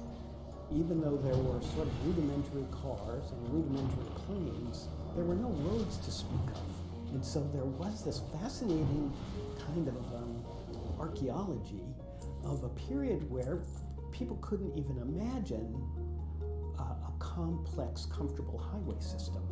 But what they could imagine was bolting the wings of a rudimentary airplane to the top of a rudimentary car and flying over the countryside until they got to a landing strip where they would land, disengage the wings, and drive to where they were actually going. People have been trying to build car-plane hybrids since the early 1900s. In 1917, the Curtiss autoplane debuted at the Pan American Aeronautic Exposition in New York. The autoplane had a removable fuselage, wings, and tail, and actually looked like a car when it traveled down the road. But with World War I in full swing, priorities quickly shifted from building a flying car to building military planes, and the autoplane was eventually dismantled for parts. In the mid-40s, public interest in flying cars was re-sparked after Robert Fulton flew his amphibian prototype. The amphibian used the same controls for flying and driving, and required that drivers leave their airplane parts behind when you drove it like a car. 3 years after its first flight, the amphibian became the first flying car to receive certification from the Civic Aeronautics Authority, predecessor to the FAA. But in the end, the amphibian's high production costs meant it was never made on a high scale. Still, the amphibian became the inspiration for Molt Taylor's Aerocar a few years later. The Aerocar too earned the green light from aviation authorities and complied with all road vehicle codes that existed at the time. It was everything that people hoped it would be. It was safe, it was versatile, it was an actual good-looking car that was comfortable and easy to drive. It was also a plane that was functional, would take you 300 to 500 miles, but he just could not find backers for it. Ford was curious about the Aerocar, and in 1970 even commissioned a study to gauge the market interest in such a vehicle. Ford predicted they could sell about 25,000 Aerocars, but the company eventually decided to pass on the project, after engineers and lawmakers raised concerns. When the Department of Transportation they went a little crazy. The idea that Ford was getting ready to put a lot of drivers flying over suburban areas. And the engineers at Ford came back with the usual criticism that to make this car safe enough to meet all of the safety standards, it would become too heavy to be an effective airplane. And so the technology there just took a dip. It's revived, I think, with the notion of self-driving cars.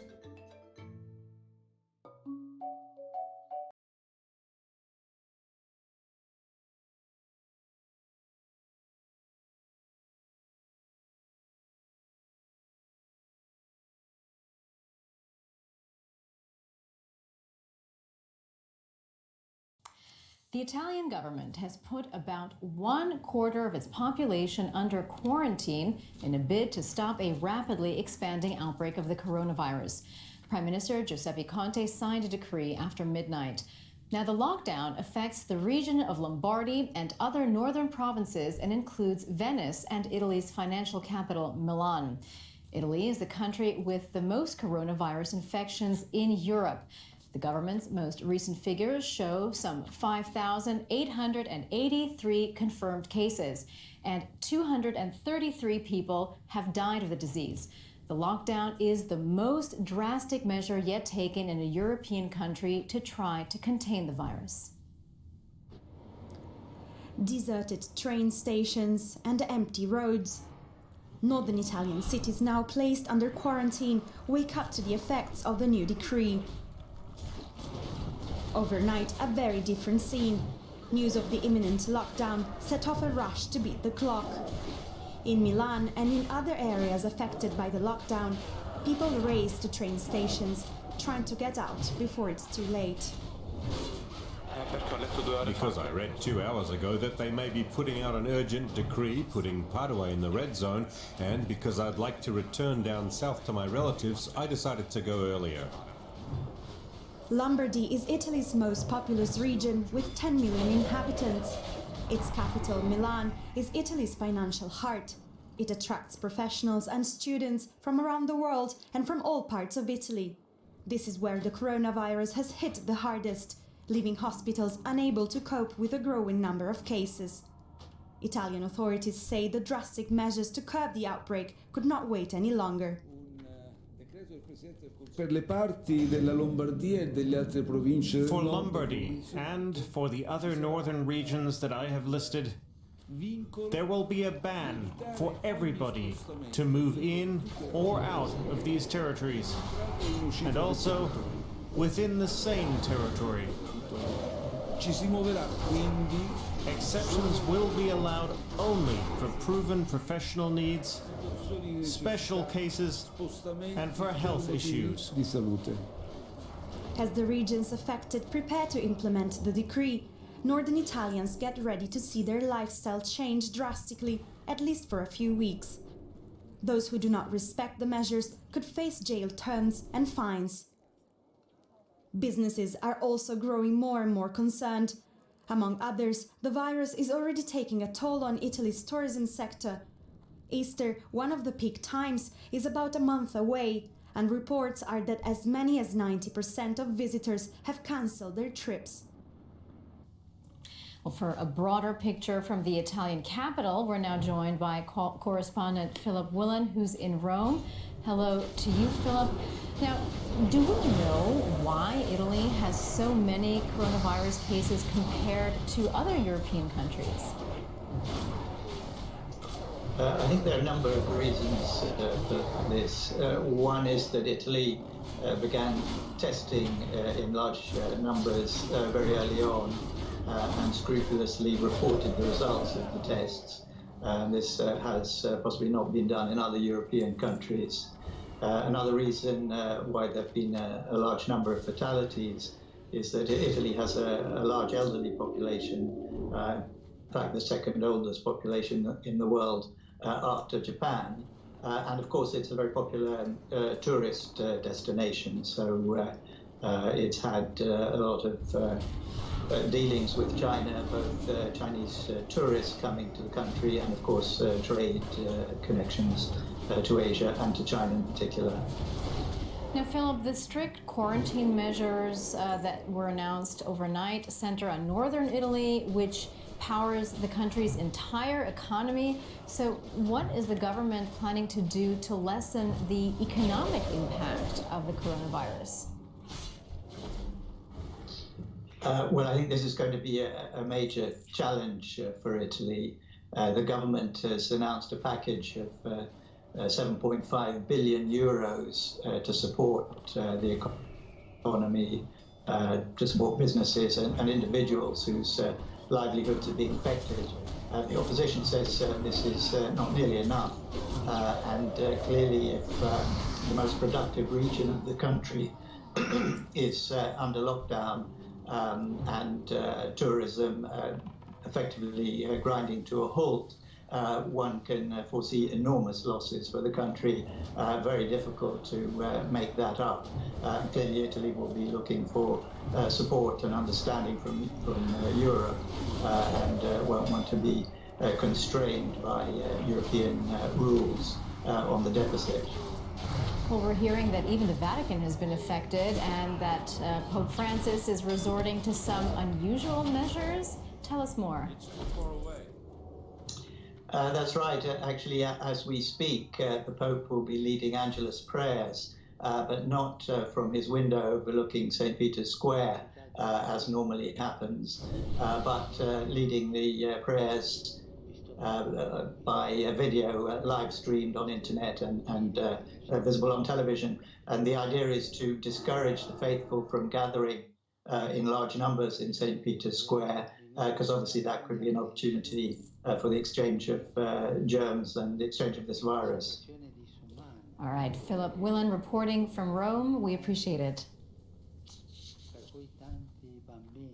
All right, let's get the latest now from journalist Silvia Boccardi. She joins us from the city of Milan, which means that she herself is now under lockdown. Hello to you, Silvia. So tell us, what was it like waking up to the news that now you are quarantined?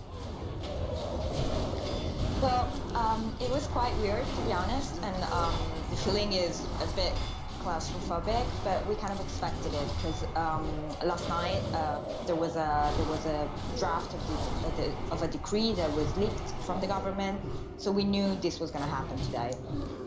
Now, are most people in the affected areas supportive of these very strict measures? Well, the feeling is ambivalent. There are some people who actually support what the government is doing because they understand that this is the only way to contain the epidemic. But there are also scared people, of course. Last night, the major stations of Milan were assaulted by people that wanted to leave and to maybe get to their families that are living away from Lombardy. So it's an ambivalent feeling. Now, give us a sense of how exactly daily life is going to change under these restrictions.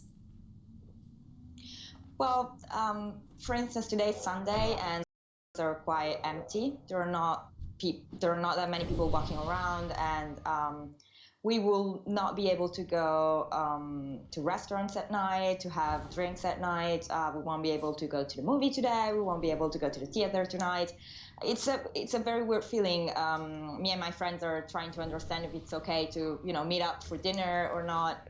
It's a weird feeling, I would say.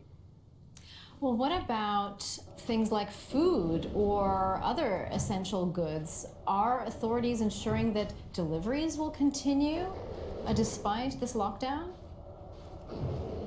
Well, there has not been ordinance yet about this, but they were saying yesterday that they might close supermarkets at weekends. We can see what happened in the previous red zones. Supermarkets were assaulted at the beginning, literally assaulted. People would just go and grab whatever they could take.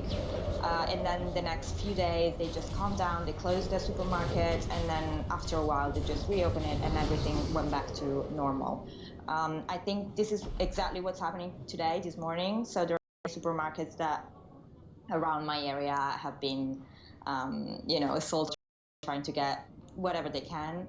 But things will come down, and big supermarket chain will be able to get into the red zone and bring, food supplies and basic needs supplies. All right, journalist Silvia Boccardi reporting from Milan, which is now in lockdown. We thank you so much for talking to us. Thank you.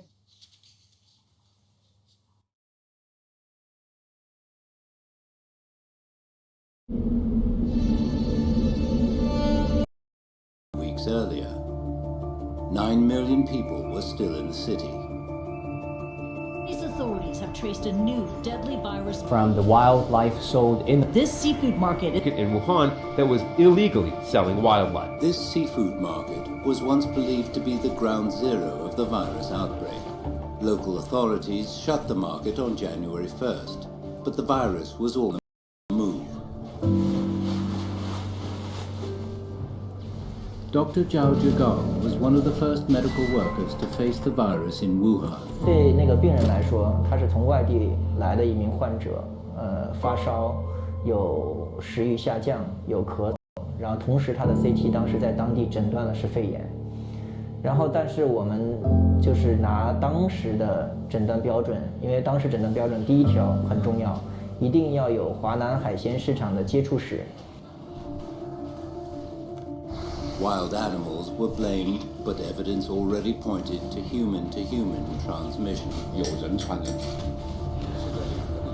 83-year-old epidemiologist Zhong Nanshan, regarded as a national hero during the 2002-2003 SARS crisis, broke the news to the public. 这个资料表示呢，它是肯定的有人传人。这个现在啊，绝大部分呢是来自于武汉或者去过武汉。 所以现在呢，我的总的看法呢，就是没有特殊的情况呢，是不要去武汉啊。It alerted people across China while the situation in Wuhan deteriorated. 这个实际上是有些升级了啊，这个它的传染性呢，因为它的现在已经存在有人传人，同时医务人也有传染。Dr. Zhao's patient never visited the seafood market, but the virus was there anyway. 2 days later, it was confirmed, and Zhao was now infected. 就回家休息，突然回家一休息，出现了畏寒，然后全身乏力，然后一量那个体温37.5，我说完蛋了。More of Zhao's co-workers started to show symptoms. 像这样一个非保护的一个接触，这也是恰恰造成最终我们一组的医生护士全部被感染的原因之一。 从那个时候开始，我们就知道这个疾病的传染性还是蛮高的。Wuhan's 38,000 licensed medical workers were stretched thin as the virus progressed. As people turned up at fever clinics, the city's health system was buckling under the strain. 忙不过来，从来没见过这种架势呀，这种阵势。一个病人后面跟着。 一排病人，一个圈的病人，看着就有一点绝望的感觉到不了头，24小时不停的，还是有就是打不完的病人。On the second day of the lockdown, work began on a new hospital. The new Huashanshan Hospital would have 1,000 beds specially designed to treat coronavirus patients. 我每天工作就是能够把事情能够往前面，就能够快的，就尽量让它快。But one new hospital was not enough. A second emergency hospital promising another 1,600 beds was planned. 尤其是奋战在防疫一线的白衣天使们，拜年！我们在这儿过年，你们却在帮我们过关。On Chinese New Year's Eve, a night for family reunions, more than 1,200 medical workers across China were drafted to aid Wuhan. On New Year's Day, President Xi Jinping chaired a meeting of the Politburo Standing Committee, stressing safety and health were the top priority, and containing the epidemic was the most important task.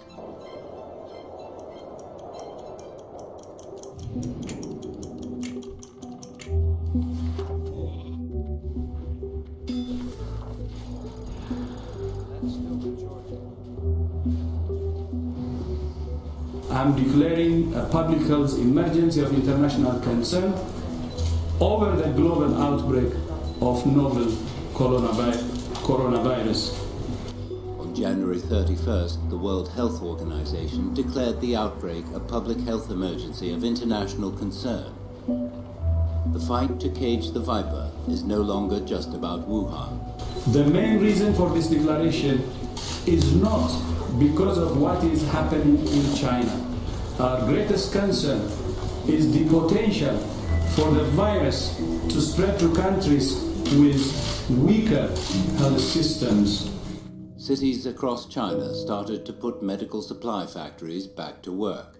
Back in Wuhan, general hospitals started to modify their regular wards into quarantine rooms for treating severely ill coronavirus patients. We entered one of the wards, but we were told that nothing could be taken into the quarantine areas, including cameras. 这是清洁丙烯，这是公司丙烯，不行的。我们都没有带东西进去，我们都不知道。我们里面专门配了一台那个。我们专门自己，我掏钱买了一个台手机，1800。就我自己买了个新手机放在里面，那个问题是永远都不会拿出来的。除了这个疫情结束了以后，到时候我们把它裱起来，把它留着纪念。 The vice president of the hospital said that whatever goes inside needs to stay inside. Doctors and nurses have to wear 2 layers of protective suits, hand gloves, shoe covers, face masks and goggles before entering the special ward. 也都破了，对啊，里面都是水口，不然的话我这样戴没法戴，太疼了。 Finally, a GoPro was allowed inside, which had to be put into disinfectant for a whole day after filming. During their 6-hour shift, they can't drink, eat, or even use the toilet. 领导给我们用了那个纸尿布，现在穿了吗？今天没穿。平时有穿是吗？有。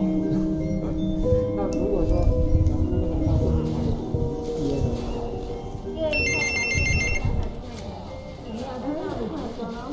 This is Dr. Tang Xin. He hasn't been home for 2 weeks. 我是刚给那个一个病人上了一个尿管，然后把那个操作的第3层时候给它抽掉。 Tang says severely ill patients need special care. 氧气不足，那么他们意识就不像刚开始他们会有一些谵妄啊，或者一些无意识的活动。这时候你在上呼吸机或者做一些治疗的时候，你就会有很多动。 The bells of the patients haven't stopped ringing. Nurses have to rush to attend them all the time. 我们好多护士上了6个小时班期之后自己吸氧，自己给他吸氧。吸氧。对。 When the shift ends, Dr. Tang Xin is finally able to take off his protective gear. He has a wrap all over his body. 你工作的时候一直在忙，就也顾不上，反正就感觉没那么痒。对，洗完了以后。 把衣服脱完了以后洗了。那要多久会消呢？可能要休息，就是6到8个小时吧。To keep up with the workload, medical workers need to eat more. 他们，我跟你讲，我们科室的男生比我们饭量还小，那2口就饱了，像个猫。现在女生很能吃的。对啊，你不能吃哪有力气啊？像我们就做事得靠力气，靠体力。有时候搬病人什么的，是吧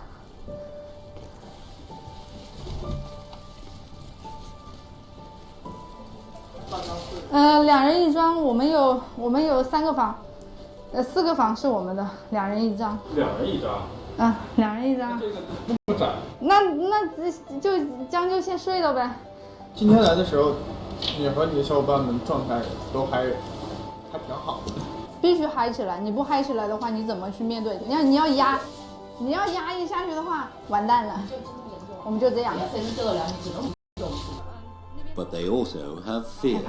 说不害怕是假的，说不害怕是假的，就是当时就想到自己的孩子啊，然后想到自己的爸爸妈妈，然后就觉得万一自己有什么事，我爸妈只有一个孩子，他们怎么办？然后我的孩子还那么小，他该怎么办？想我啦？你站远一点，我看一下好不好？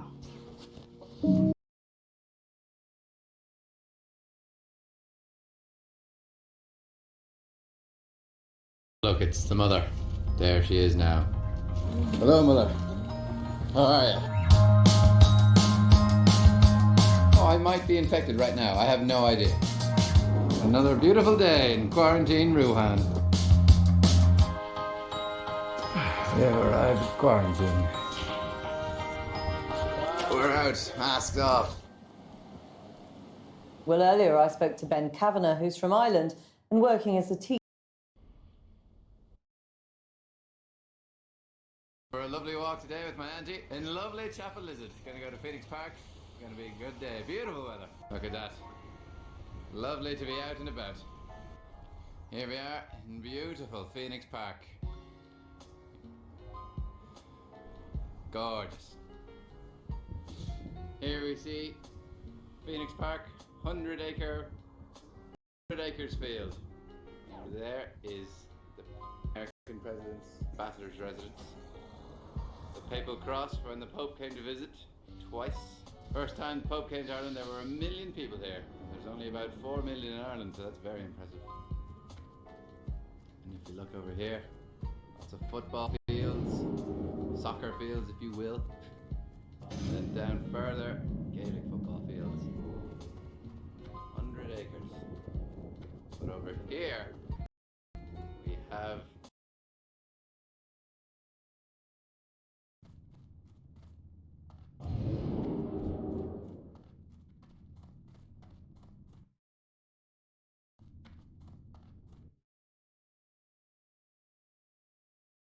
Spellbreak is a fantasy battle royale RPG that's currently in development and differentiates itself from other games of the same genre by having players battle each other with elemental magic and projectiles rather than the usual hit scan stuff you see in shooter BR games. In the past, I've never really enjoyed playing BR games, and just hearing the word battle royale makes me sick now due to how oversaturated this bandwagon is.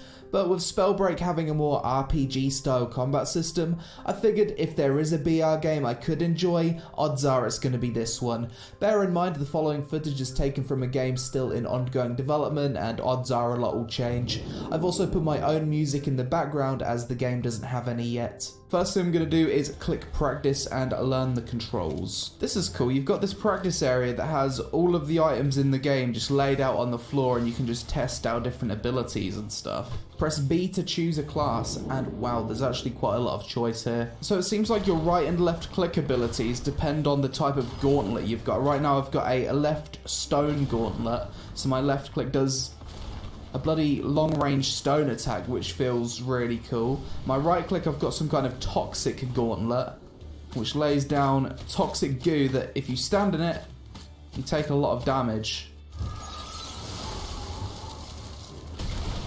Wow, some of the animations on these abilities are bloody cool. So you can equip these runes. I've been equipping a blink rune, and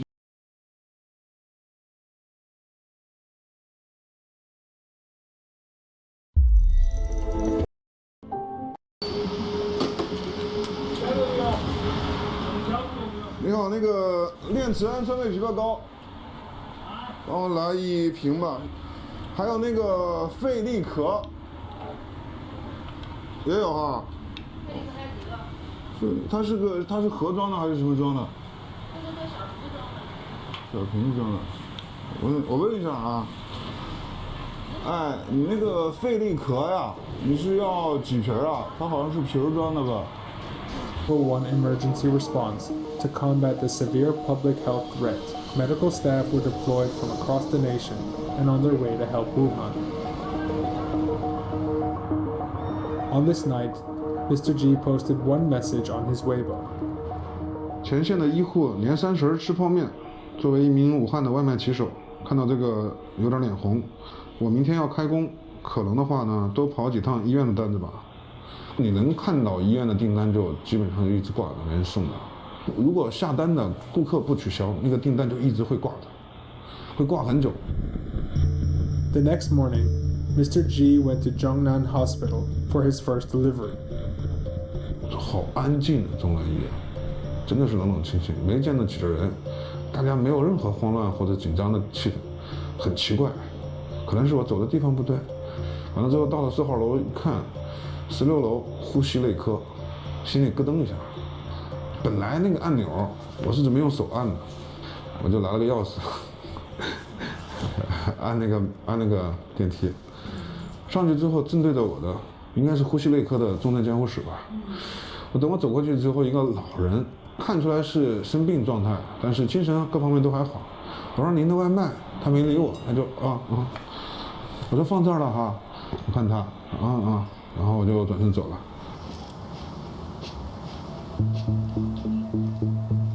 For the second order, Mr. G went to Wuchang Hospital.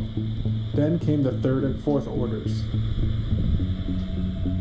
Mr. G could feel the hardships the medical staff were facing by reading the messages left on the orders. One message read, 妈妈做的饭给爸爸送去，我爸爸是前线医生，谢谢小哥了。因为当时已经能够意识到医护人员在工作的不容易，包括你也听到一些物资不全呐，或者是诸如此类的，可能你不认识，但是你应该感谢他们，特别是在武汉。然后第二呢，就是很羡慕他有这么一个好的女儿，因为你能从这句话里面看出来他女儿的自豪感。你这个女儿有这么一个爸爸，真的是值得他自豪。5点多我已经完成当天的任务，而且超额完成，有点累，我就回去了，洗洗涮涮，已经把衣服都脱了，然后呢，我都没想，根本就没有多想任何东西，我就是觉得这种单我必须要送。眼睛里也进沙子了。能不能？求赞这位陈医生和他的乖女儿。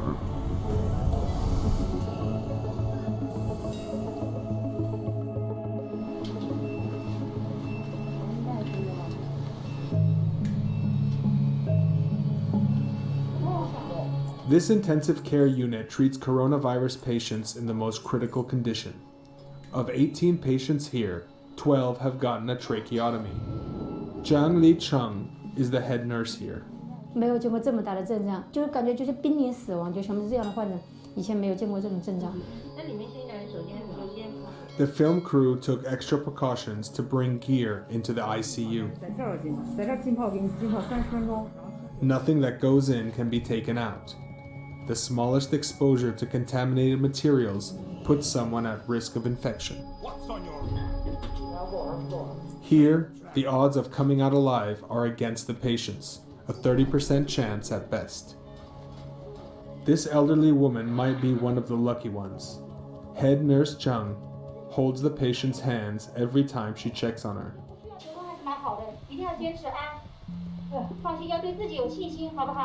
马上你也会跑会跳会吃会喝，马上也是这样啊。但是我觉得这个奶奶就是奶奶先前是有点焦虑，这几天我们天天跟她做工作，天天跟她交流谈心，她现在就对自己还是很有信心的。With no specific treatment course, patients are given a broad spectrum of antivirals and supportive care to help the body's defenses kick in. 也是在为他们争取时间。 然后他让他的自身的免疫力得到一个修复，希望他能够把这一关看过去。健康的手，身强力壮，家里的顶梁柱，对不对？一下子就被一个肺炎打倒了，就这样躺在床上，这样就是现在在跟死神真是在争分夺秒的在跟死神赛跑，所以说也确实看着是挺心酸的。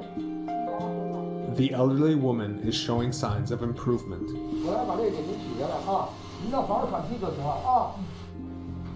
If all goes well, she'll move out of the ICU into an ordinary ward. In the room next door, an empty bed. A patient has just passed away. Another patient will soon fill this bed. 没有什么能够阻挡我对未来的向往。 Lao Ji, who was 39 years old, had been doing business in Shenzhen before. Half a year ago, frustrated, he came to Wuhan and began working as a courier in the catering industry. 美团众包又有新的订单了，快来抢啊！我一直觉得骑手是一个低级工作，或者叫低级工作啊。我不知道是我原本没有发现，还是说这个根据形势的变化赋予了它新的内涵。但是你在工作当中，特别是武汉被封锁之后，顾客会特别客气，因为以前也会碰到有的顾客很客气，但是你能听出来那是他本身的修养。但是现在不一样了，就是他那种真诚会更多，或者说非常多，甚至于有时候是那种非常感激的那种状态。On a rainy day, a supermarket order makes Lao Ji feel embarrassed as he is unable to fulfill a request. 顾客电话让我帮忙买点青菜，我有些为难的说呢，怕不好买，对面误会了，赶紧说可以再给我个红包。我其实为难的是时间不早了，附近有青菜卖的超市呢，恐怕都已经买不到了。果不其然，凡是带叶子的都卖光了，就剩下土豆和土豆。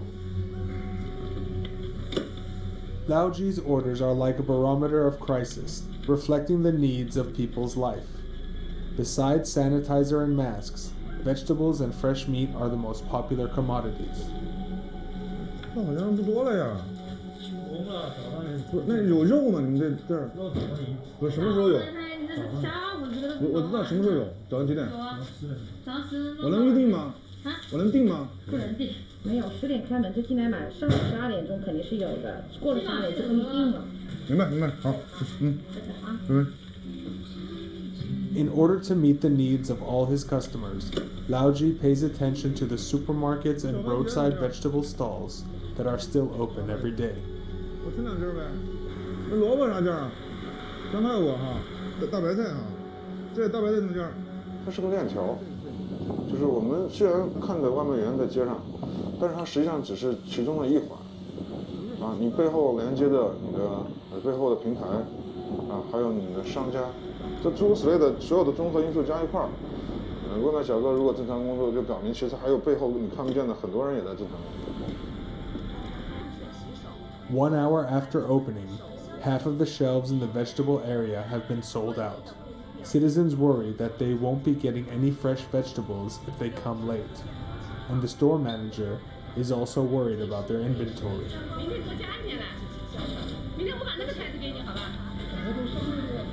Less than 10 meters from the vegetable stands, trucks are replenishing supplies. 林静颖来了啊！我们的吴师傅，他是我们卸货的专家。他跟另外一个师傅比呢，挺开心的，我觉得。开心要开心，这个时候要开心。就像我们现在，以前我们不要求员工跟顾客在卖场扎堆，但是这个时候你必须要跟顾客愿意跟你讲，你就愿意，你就要跟顾客沟通，因为大家在吃饭嘛。做好居家消毒，预防新型。 After the outbreak, sales of fresh food in Donggu Garden Supermarket doubled in price compared with last year's sales. 密切接触家禽和野生动物，口罩、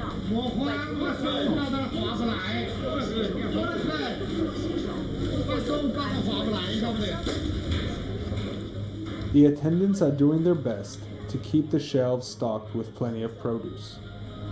心里没有底呀，没底他要存呐。他存了以后，我们的压力就大。实际上他存了，他回去吃不了，他的丢的压力也大。是。然后制造的二次垃圾也多。是不是？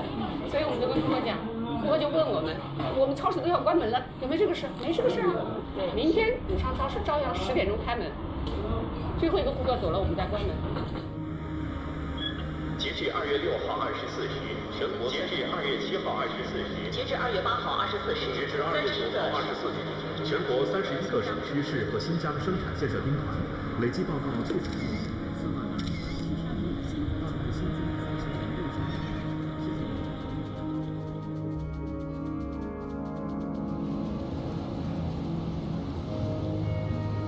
Health officials had been converting buildings into hospitals to accommodate the high number of patients.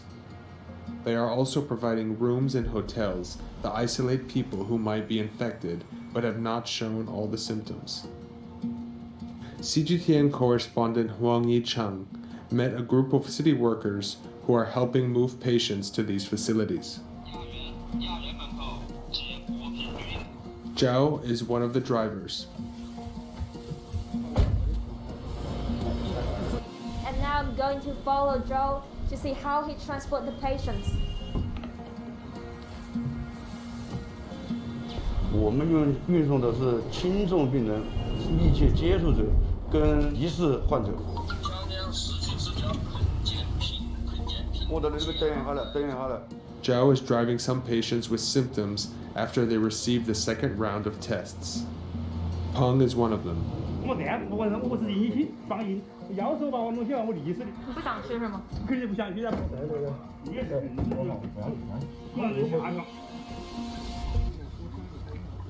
All the other patients were checked in. Peng was not happy.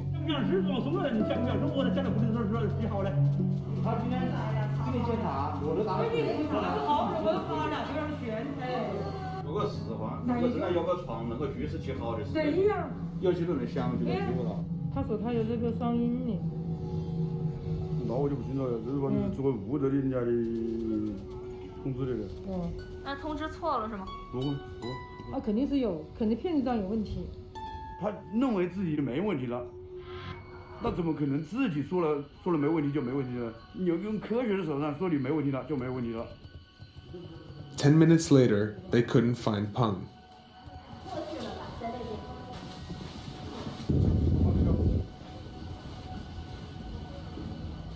没有。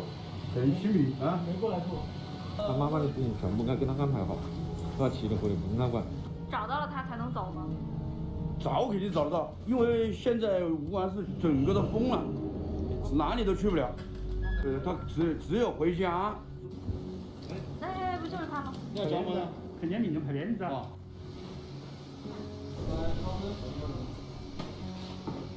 这现在这个手上有没有问题？他一边是有没有问题？我天他妈得问题了。这个给你。我觉得这还是有一点。就是靠这个边比。其他一个2、3天的时间，等你的结果都出来了，没得事自然会让你混个不会说哪个没得事无聊嘛，你管他来的。有一次是阳性，他说现在跟阴性相比隔得好远呐，追多久他也不跟我们说，他就要走，就不停的说要走，现在走了没有？所以怕什么惨呢？我们跟他说了，给你一个单独的房间。如果说随机跟今天的随机比不能明显的我怕的话，就给你办悬，可以的。一定要排查到每一个人，是为了你好我好整个国家。还有我来坚持3天，好吧，3天给你复查。如果说外面还有1个像他这样的疑似病例，都是一种潜在的威胁。我们只有让他得到医生正确的确诊以后，证明他不会传染，他才能够回家。就像他这样抱怨情绪还挺多的病人，你们是不是经常遇到的？没有经常遇到，大部分都是挺配合。来。We are now about to pick up some suspected patients to the quarantine hotel. 像这种需要在酒店隔离多久？14天。现在14天会觉得有点不太习惯。但是那个你还是要配合政府搞好这个事情是吧？因为那个太大了，对人们的危害太大，肯定人要积极一点嘛。人都是为国家为自己着想，为国家着想。你要是光为个人着想的话，有什么意义呢？你没有国家，你哪有自己搞什么搞嘛？在医院做没得假的隔离哈，有医生在现场，儿子和你孙子2个人都不能来。如果有必要，我说你们把这路通知他们来，选好以后再去。不同安排，然后隔离保护自己也保护别人。保护自己就是对国家做贡献。现在那个新增的还有一次的早日清零，大家都恢复之前的生活。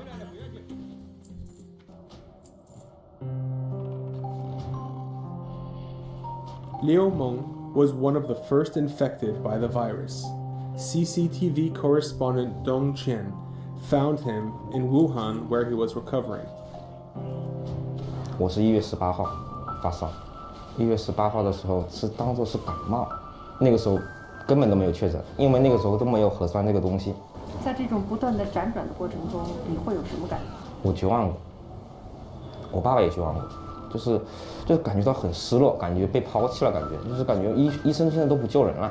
我们跟他聊天的时候，他都会自己跟我们间隔1.5米开了。With regular hospitals packed to capacity, Leo had to go to a makeshift hospital for treatment.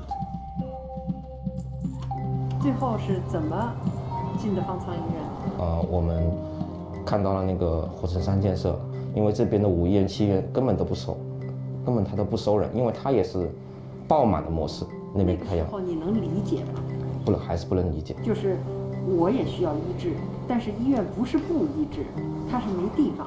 我当时的确没有，我理解的时候是在方舱医院里面，然后当时是一个江西的护士帮我写的名字，然后他负责我们那一个西区的第2排的所有患者的那个管理和治疗。你为什么对这个护士印象那么深？因为很好，因为当时我们去的时候，他当时问我小伙子你多大，我说我24，他说你不要怕，你很年轻，他说你相信自己，一定没事的。我们是这边有华山的医疗团队和江西的，我们竭尽全力会救助每个患者。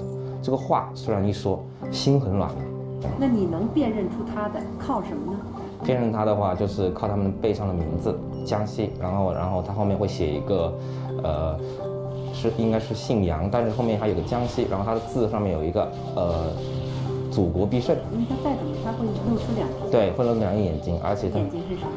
他眼睛就感觉有一种给人信心的那种感觉，就是感觉你看着他不会被害怕所吓倒的。那你应当熟悉的护士不仅仅是这位江西的护士，不仅仅还有华山的。你对他印象深吗？很深，因为虽然我跟他的深就是不是说话说了很多很了解，但是他是冒着生命危险从江西到武汉来救人。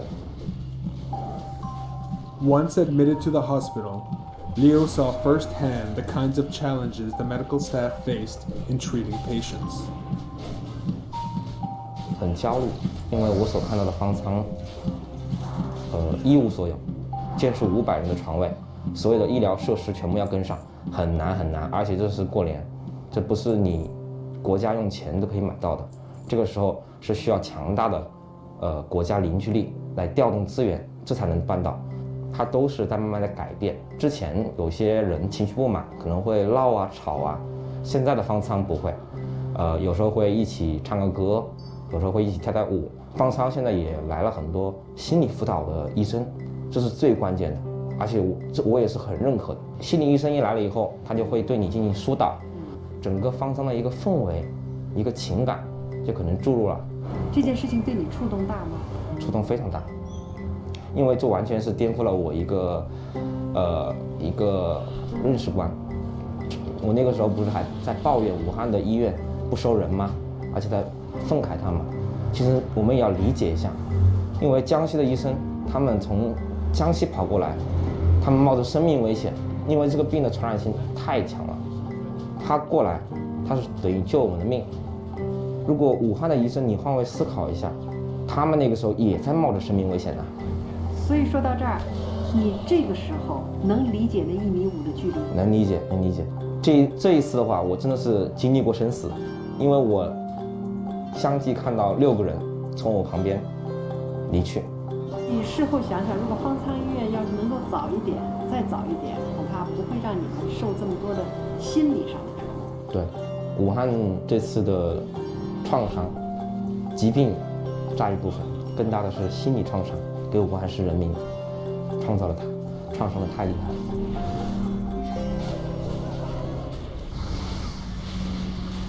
Like everyone who lives in this city, Lao Ji follows the daily developments on the virus. His mood depends on it. 不着急，等我买好药了之后呢，一起给我呗，好吧？然后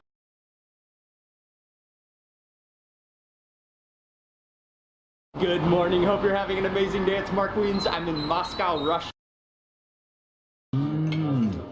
Amazing.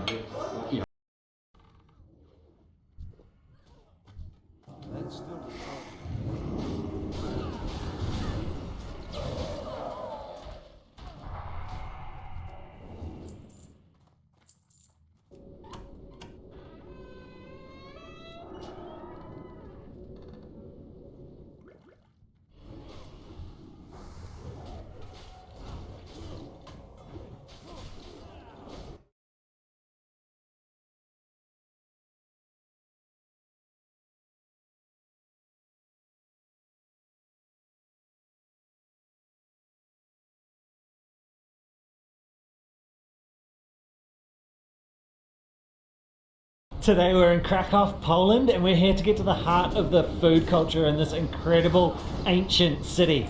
We wanted to come to Poland in the winter time because the cuisine is so rich, hearty, it's very meat heavy. We've been eating our way all around Krakow to find some really special Polish foods to share with you. This series is going to be made up of a number of videos covering street food, market food, restaurant food, all the absolute classic Polish dishes you can find here in Krakow. In this video, we're sharing with you traditional Polish food from Krakow's most beloved local restaurants. We take you to Krakow's first ever fast food joint for the city's favourite street food, into one of Poland's fastest appearing milk bars, former state-run diners, for a hearty traditional meal, and share with you a gigantic Polish pork knuckle from a popular neighbourhood restaurant. You don't want to miss this video. Get ready for some mouth-watering food. I'm Thomas. And I'm Sheena, and we're chasing a plate. We hope you're hungry. Let's eat.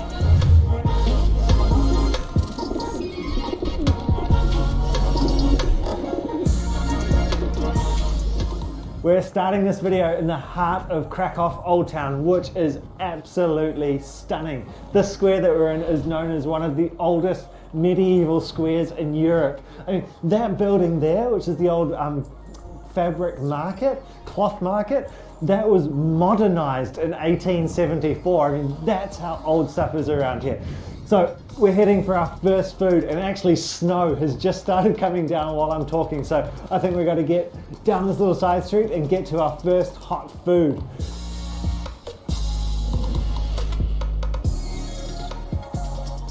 Krakow is the perfect city to explore by foot. It's so charming to wander around. So you've got these cobblestone streets in the old city. You're surrounded by stunning architecture. It's absolutely beautiful. Now, our first stop is actually just up ahead. We're here to eat one of the most popular street foods in Poland. It's called a zapiekanka. It's essentially an open-faced sandwich loaded with toppings. And this place that we're going to is the original shop that invented this street food. So let's hop in and grab one. This is a tiny little hole-in-the-wall shop. It's been open since 1980, and they just sell the one thing, the zapiekanka. They're actually already pre-made, and all she did was she grabbed it and popped it in the oven. It's in the oven right now, toasting up. We ordered the original, so that's the mushrooms and cheese version. I can't wait to try this. It has a really interesting history. Whoa, pyszna. Dziękuję. Whoa, I'm so excited to eat this. Check it out. How good does this zapiekanka look? So it's essentially half a baguette, a very crusty baguette, and then it is loaded with sliced mushrooms, topped with cheese, which is just melted into this gooey mess, and then she drizzled ketchup or tomato sauce over the top. And holy moly, it looks so good. I'm actually going to take a bite from this end right here where there's heaps of mushrooms and melted cheese. Mmm. Mmm. Mmm. Mmm. That is so good. So pyszna. Dziękuję. Wow, that is delicious. I'm loving the mushrooms and cheese combo. So that is the traditional combination. There's a really long mushroom picking tradition in Poland. That they're one of the biggest exporters of mushrooms in Europe, and so mushrooms make up a huge part of the cuisine here. And holy moly.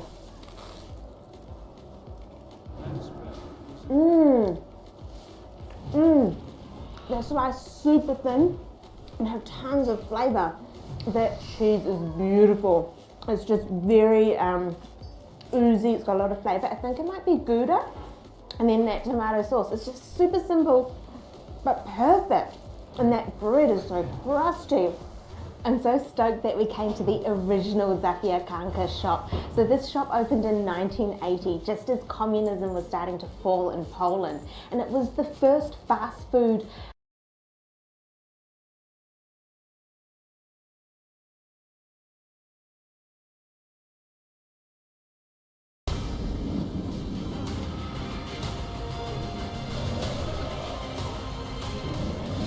Hej och varmt välkomna till Sportexpressen e-sport.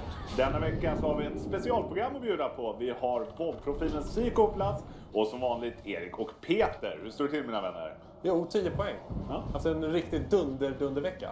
Varje vecka utan coronaviruset är en bra vecka. Ja, det kan bli lite tufft nu. Ja, det ser ut. Ja, det gör ju det. Lägger vi ner då, Siko. Välkommen. Tack så mycket. Kul att vara här. Kul att ha dig. Det är väldigt spännande att komma in här och snacka om e-sport och allt möjligt. Ja. Du har ju en otrolig röst alltså. Ja. Otroligt fantastiskt. Presenterat film. Ja, alltså det hur många liksom, år av camelrökande ligger bakom?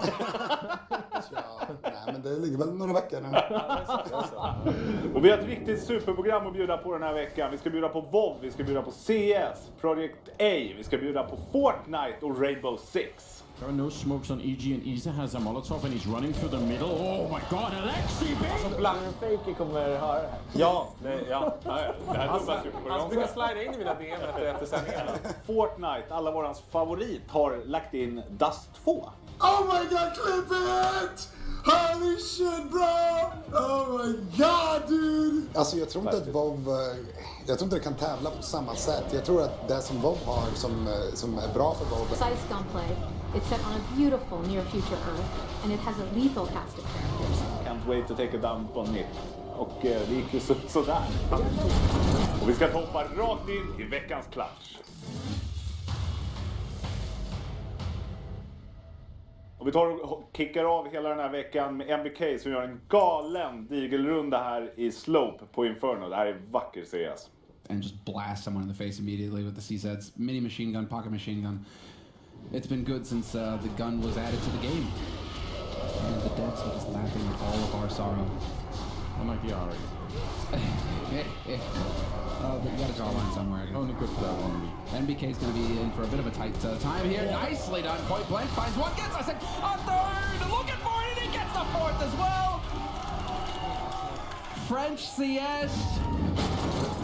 Jag måste säga att jag tycker det här är så fruktansvärt vackert. För han tar en off-position i pit. Inte en av de vanliga 3 positionerna som man har. Lurar ut dem så kommer det Palace. Och sen så de 2 sista one-shotsen tycker jag är fantastiskt kul. Jag skulle säga det är kul för MBK att göra en sån här runda också. För han har blivit extremt bashad i många matcher under den här turneringen.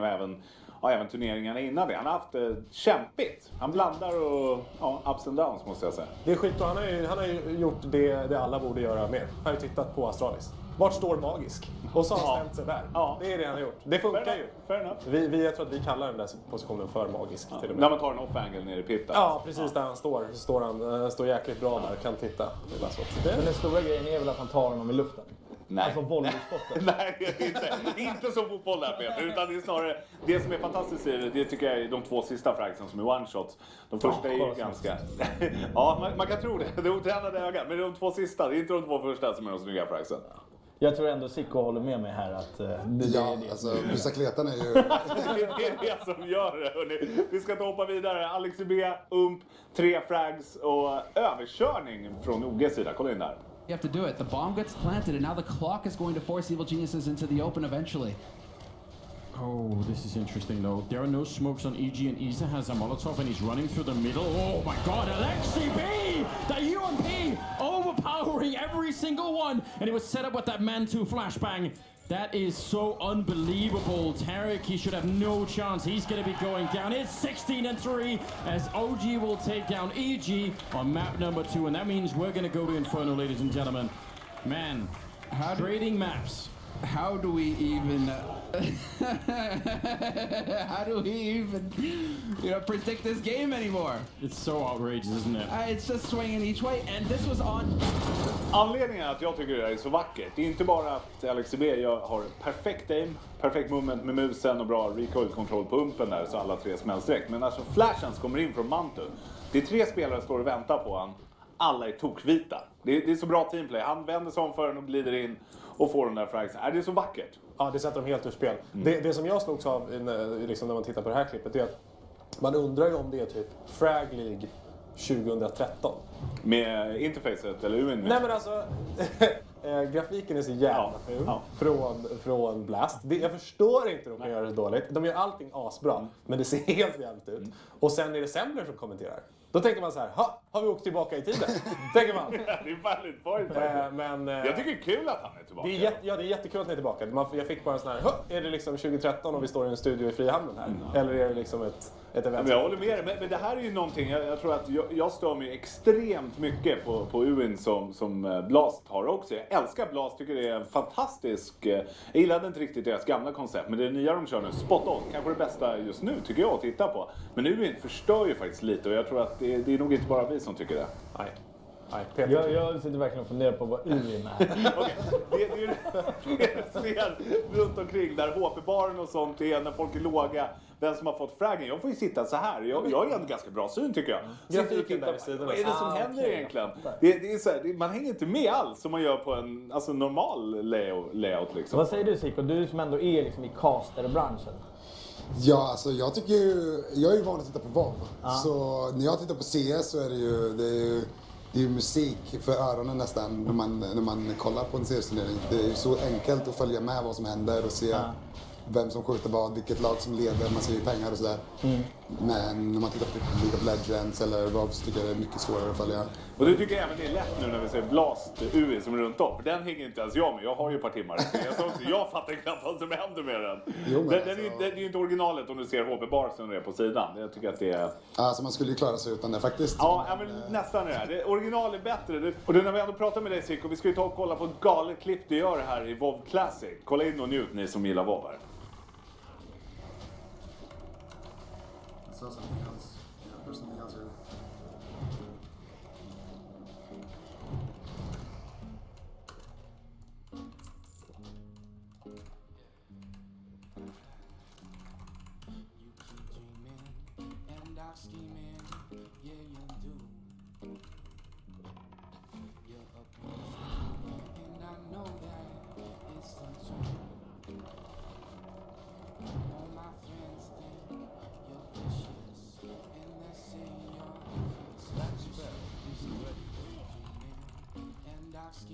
Oh my god, clip it!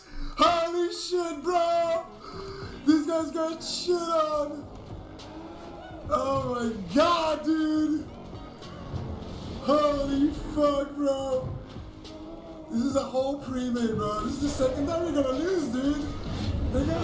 Jag måste säga, klippet är ju riktigt jävla bra. Men det som är ännu bättre, det är ju dina kommentarer. Det är liksom den där Double Rainbow-klippet. Ja, nästan. Sigurd, kan du förklara för oss, vad är det vad är det som händer här? Alltså jag spelar solo mot en 10-manna pre-made och det var andra matchen mot dem som vi körde, eller som jag körde. Jag mötte dem 2 gånger i rad. Och det är liksom capture the flag. Och jag är den som håller i flaggan och de försöker döda mig men de misslyckas. Och mitt lag på slutet där dödar den som har deras flagga och jag lyckas scora. Och ni vinner också matchen mot en pre-made? Ja. Och det måste vara mycket tack vare det här playet? Ja, absolut. Det är ju, alltså, det är ju vackert. Det är ju, hur många är det? 6 pers som är på det där? 7? Ja, mot slutet där så hade jag tror de hade 3 eller 4 stycken där nere också och sen 2 där uppe. Det är ju alltså en situation som man inte ska kunna ta sig ur. Nej. Inte med livet i bollen. Galet spelat. Och vi ska faktiskt ta och diskutera mer WoW med dig här inne i veckans peak.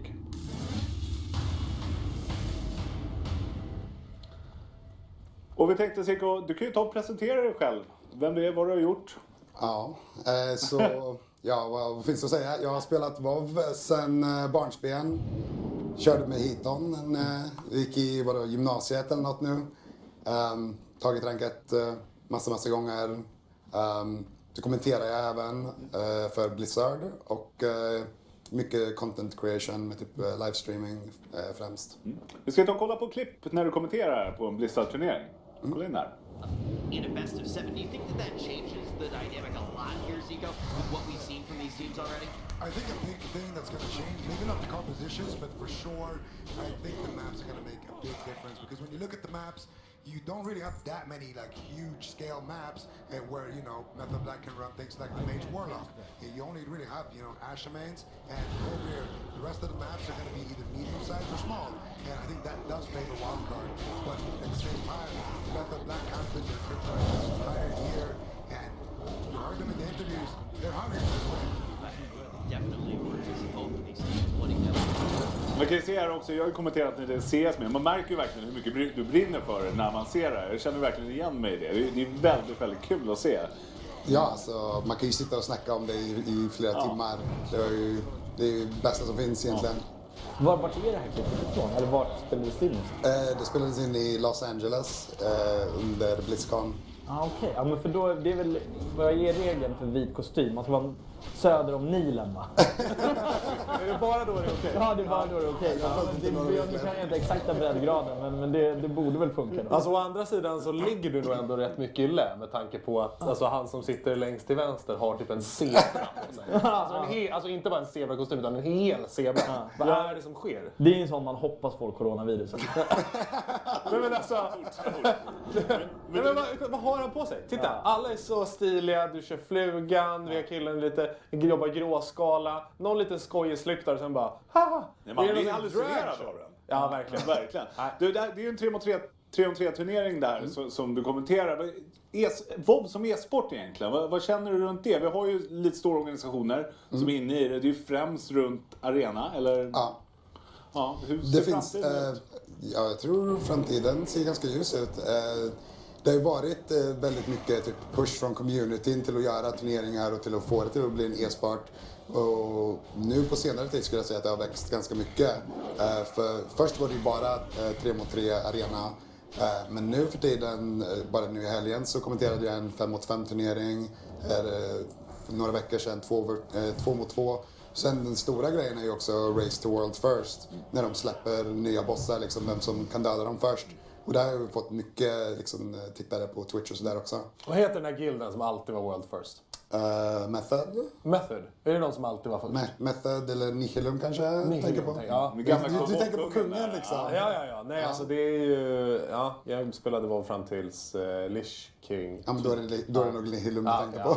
Nej, men där kan man ju ändå tycka, liksom, jag som är inviten WoWare också, så är det ju egentligen två ben. Det är ju dels PvP-delen som kanske är Classic då, som de flesta spelare just nu har så stor. Det är väl Battlegrounds egentligen, men så också PVE-racen som har blivit väldigt håsade. Vi ser Method, och just som vi var inne på nu, livestreamar med kommentatorer när alla sitter i samma hus. Vilket jag tycker var en riktigt rolig upplevelse att få följa faktiskt. De kommer 2 på den. Ja, de senaste kommer 2.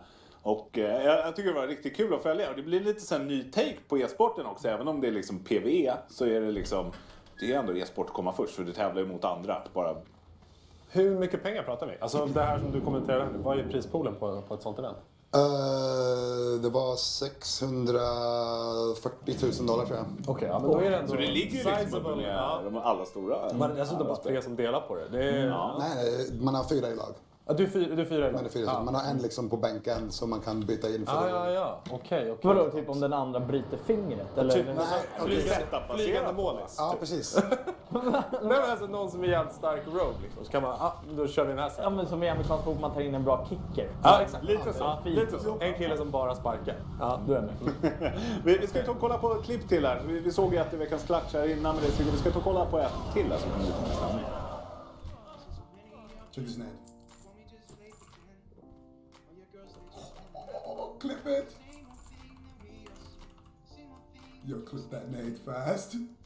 This guy's like, nah, you didn't just do that. Sorry, bro. Oh.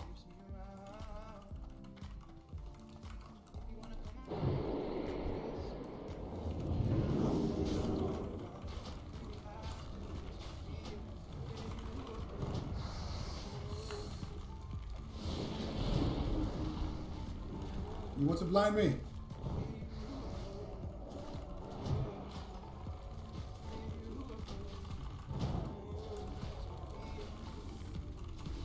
He's gonna blind me. I can't catch that yet. You potted just to get in range for that blind. It's not gonna happen, bro. Should I let him blind me? I can kill him at the same time.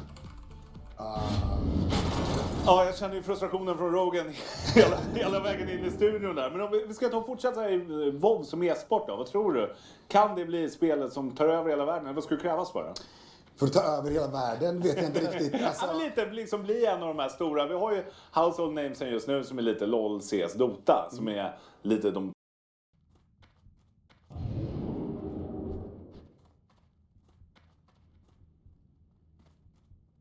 I need to get closer.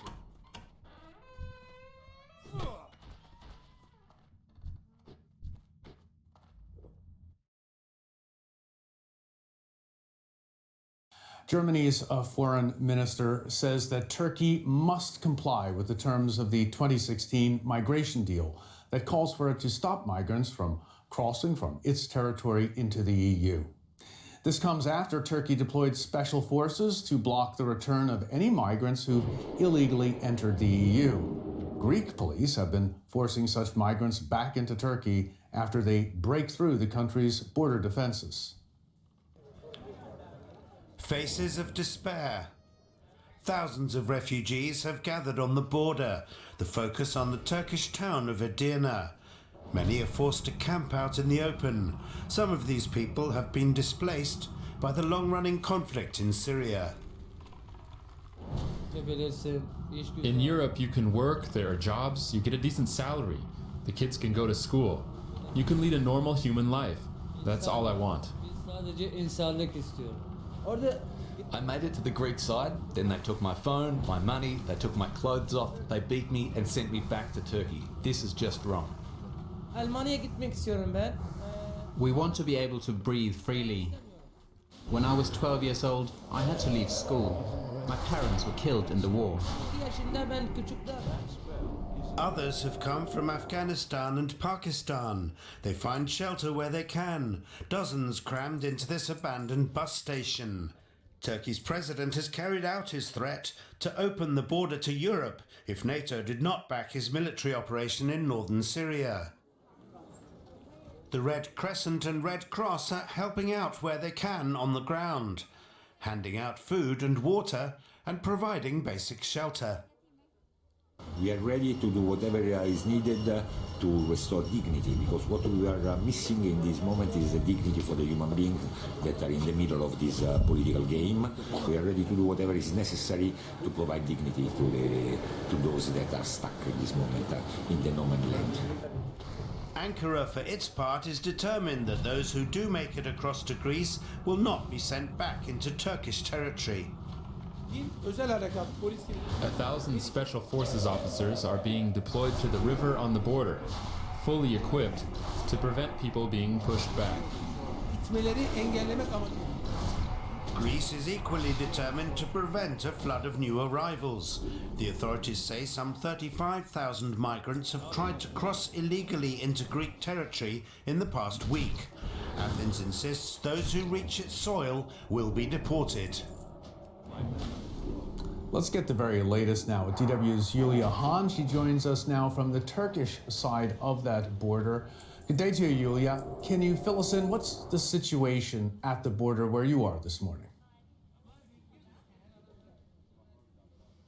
Well, the situation here appears to remain tense. Now, as journalists, we are not allowed to get anywhere near the border or this main border crossing here between Turkey and Greece anymore. Police are stopping us right here about 2 kilometers away. But a little earlier, we managed to get a little closer with our car because we were before we were again stopped by the gendarme here.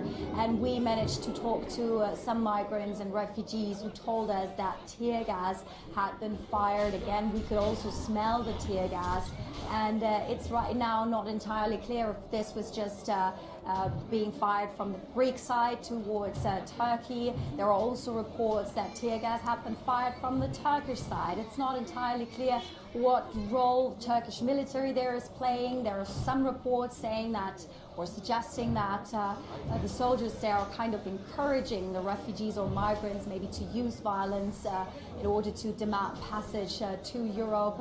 The people we talked to also told us that although they have some access to food and drinks, the temperatures here are particularly difficult. They have to sleep on, plastic covers during the night, and they also told us there are still thousands waiting there, waiting to cross into the European Union. But as I said, it's very difficult to get an independent understanding of the situation. But from what we understand, it remains tense.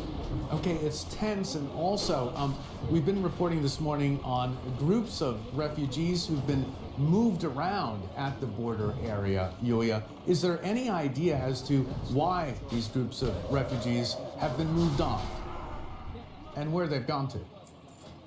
Well, I can tell you about one group. We've been filming with them last evening. They had kind of built up a makeshift camp in the town of Edirne, very near to where we are right now. About 200 people, many families with small children, people from Syria, Afghanistan, Pakistan. These people told us, we are determined to stay. We will wait for Greece to open the borders. And when we arrived at the same location earlier today again, it was suddenly emptied.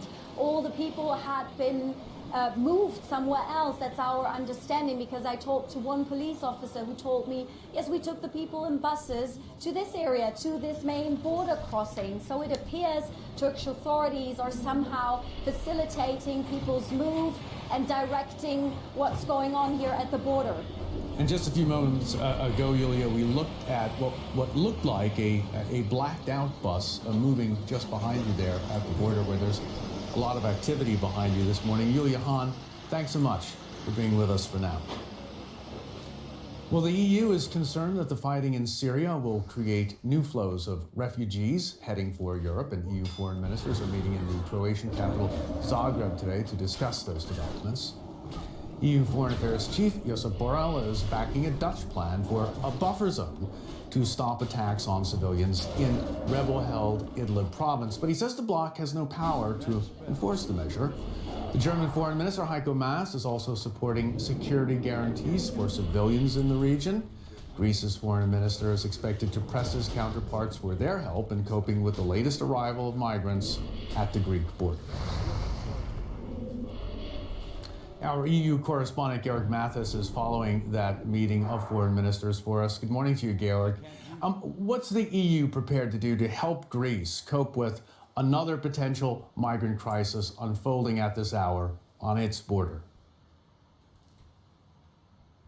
Apart from financial aid to help with the refugees that are already in the country, Brian, there is now also a force of 100 border officers from Frontex, the EU's border agency, on their way to Greece, supposed to arrive next week in order to guard the potentially difficult parts where Greece borders Turkey with boats, but also with personnel on the ground, so support for Greece. But what is really essential here is the message from foreign ministers in Zagreb that they do support that Greece really fends off illegal migrants from crossing, that it is a stronghold on the external borders of the EU.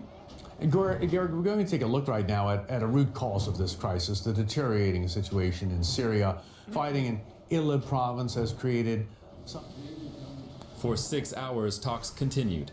Then Erdogan and Putin stepped out in front of the cameras to announce a security corridor, joint patrols, and above all, a ceasefire. Tonight at 12 a.m., that is midnight between the 5th and 6th of March, the ceasefire will take effect, and all steps will be taken to abide by it. The talks began at midday. There was little left of the friendly rapport that was apparent only days before. Erdogan and Putin look tense. The situation is complicated. Russia and Turkey are at loggerheads in the Syrian province of Idlib. There, Syrian leader Assad's troops are fighting rebels with support from Russia. The rebels are supported by Turkish troops. But Erdogan and Putin say they are committed to de-escalation. We hope this agreement will lay a foundation for the suspension of fighting in Idlib. We hope to end the suffering of civilians there and to avoid a greater humanitarian crisis. It was the outcome of hours-long difficult negotiations. Now the ceasefire will face its big test, if and how long it can hold. Georg, this looks like a key ceasefire. How important do EU foreign ministers meeting there in Zagreb think the ceasefire is in helping reduce the flow of migrants heading towards the EU's external border? All foreign ministers I heard here on the second day of their meeting welcomed the idea, made, however, clear that it's, of course, necessary that this is a sustainable ceasefire, and they have to look at the details, how it actually works out throughout the course of the week, and to what extent it will then deliver easing of the humanitarian suffering you see in Syria. And that is why there's also financial aid, extra 170 million now on the table to aid people in Syria, 60 million directly in the region of Idlib. And the Dutch foreign minister arrived here this morning saying the buffer zone is a good idea. He likes the ceasefire, but it will also take a no-fly zone. Now, a number of foreign ministers like that idea too, but of course it is something that has to be channeled via the United Nations. You need a resolution for that, and for that you need Russia on board. So it's a complicated scenario where the EU really has no other say but put some moral pressure on the table or some ideas like that no-fly zone. Turkey has already been very specific. It says it wants the EU to offer it more political support, more financial support. Is it likely to get those things?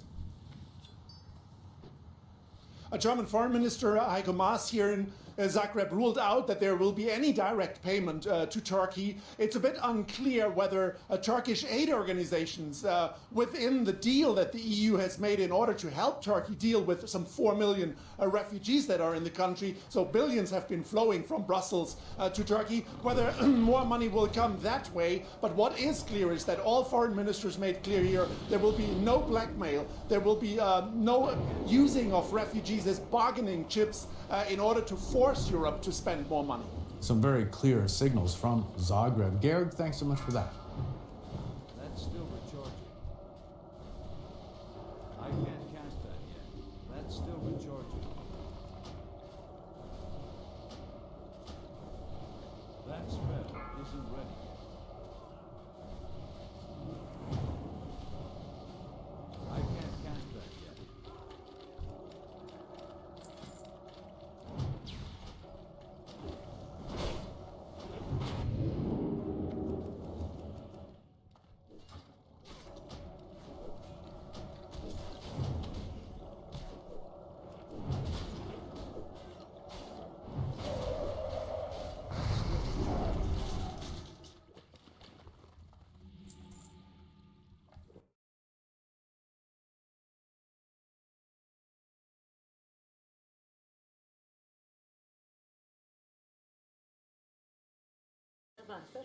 Det ska jag förklara för er. För att någon måste fan med stå upp mot de här gängen. Trollhättans kommun backar. Polisen har backat tidigare. SVT backar, mer eller mindre. Någon jävel måste fan stå upp mot de här. Och det visade vi idag. Det var många som kom till Kronogården och visade att man vågar vara där. Att man inte backar. För vi journalister har rätt att jobba i Kronogården. Det är inte de kriminella som ska bestämma vart jag ska vara någonstans. Absolut inte. Ett av de största problemen är ju att killarna kan bete sig så här.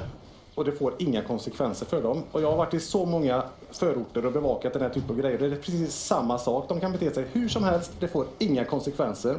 Och vi har alldeles för mesiga straff. De här killarna nu som rånade och kissade en kille i munnen. Vad fick de? De fick vård, ungdomsvård. De låstes inte ens in.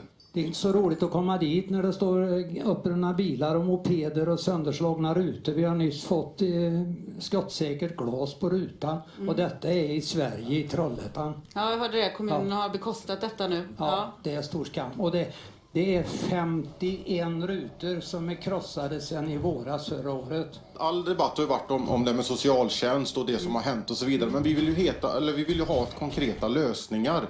Alltså, jag var ju där i det här kaoset och är totalt obunden till allting. Och bredvid mig dyker det upp en kille som går med knappt till midjan med maskeraddräkt som man brukar säga.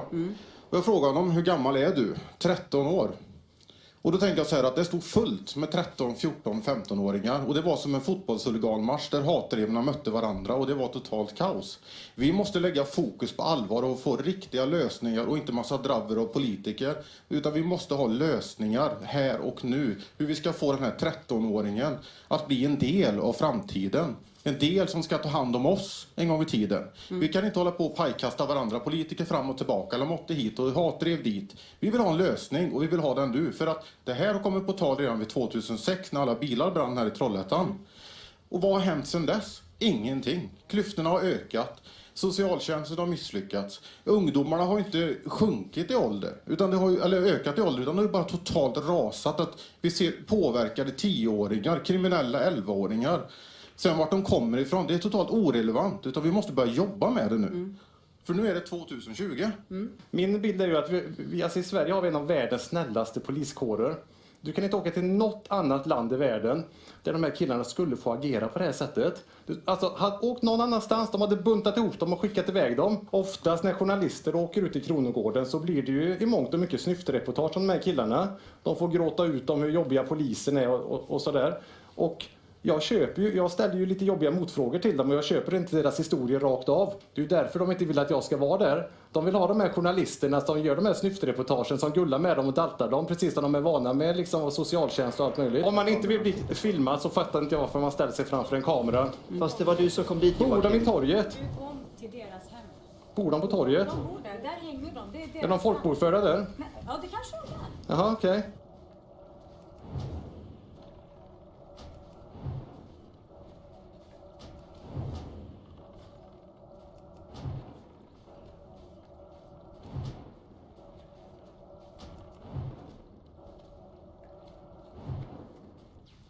I can't cast that yet.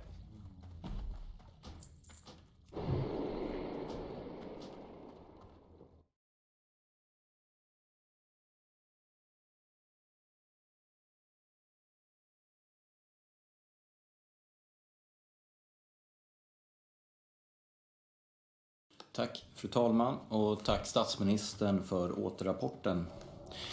Det var ju glädjande att ta del av att den frugala fyran håller ställningarna, inte viker ner sig. Det är viktigt när vi har de här 17 andra länderna, mer länderna av slöseri som vill spendera betydligt mer pengar. Det är väldigt viktigt att vi ändå har en trygg allians av länder som vill hålla budgeten nere. Och i grunden i Sveriges riksdag så är vi överens. Det är glädjande att alla partier kom med till slut. Även om vi från SD:s sida inte är speciellt förtjusta i nya egna medel så är ju grundinriktningen är vi överens om. Budgeten ska hållas ner, rabatterna ska bevaras och budgeten ska inte överstiga 1%. Så att jag hoppas innerligt att statsministern kommer vara lika tydlig på de kommande viktiga mötena om detta. Fru talman, jag tänkte lyfta en annan fråga. Vi har ju situationen Grekland-Turkiet. Och det här är ju å ena sidan inte en fråga om EUs budget, men å andra sidan så är det ju faktiskt det eftersom Turkiet årligen tar del av åtskilliga miljarder från EU. Och då är ju frågan, är inte detta ett gyllene tillfälle att sätta stopp för detta helt enkelt? Att säga att nej, det här håller inte. Vi kan inte ha Erdogan som Europas gränsvakt. Vi måste själva ta hand om våra gränser, skydda våra gränser. Grekland måste ges det stöd de behöver för att skydda EUs gräns, för det är även Sveriges gräns. Och att vi inte kan låta Erdogan hålla EU som gisslan.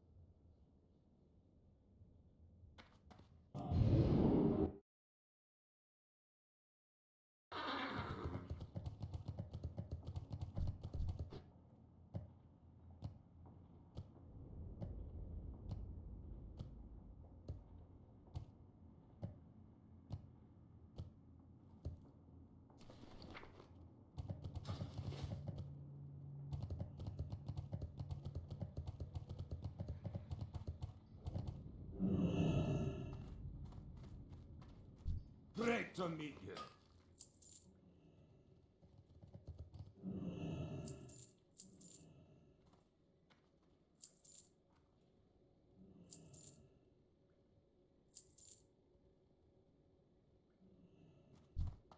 Keep your feet on the ground.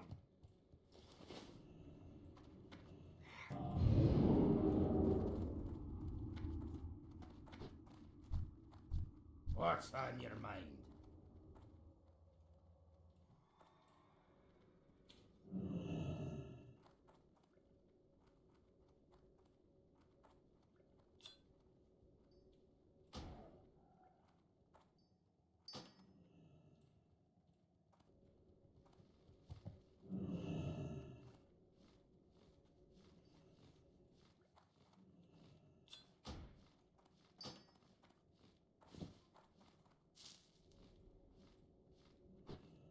Off with you.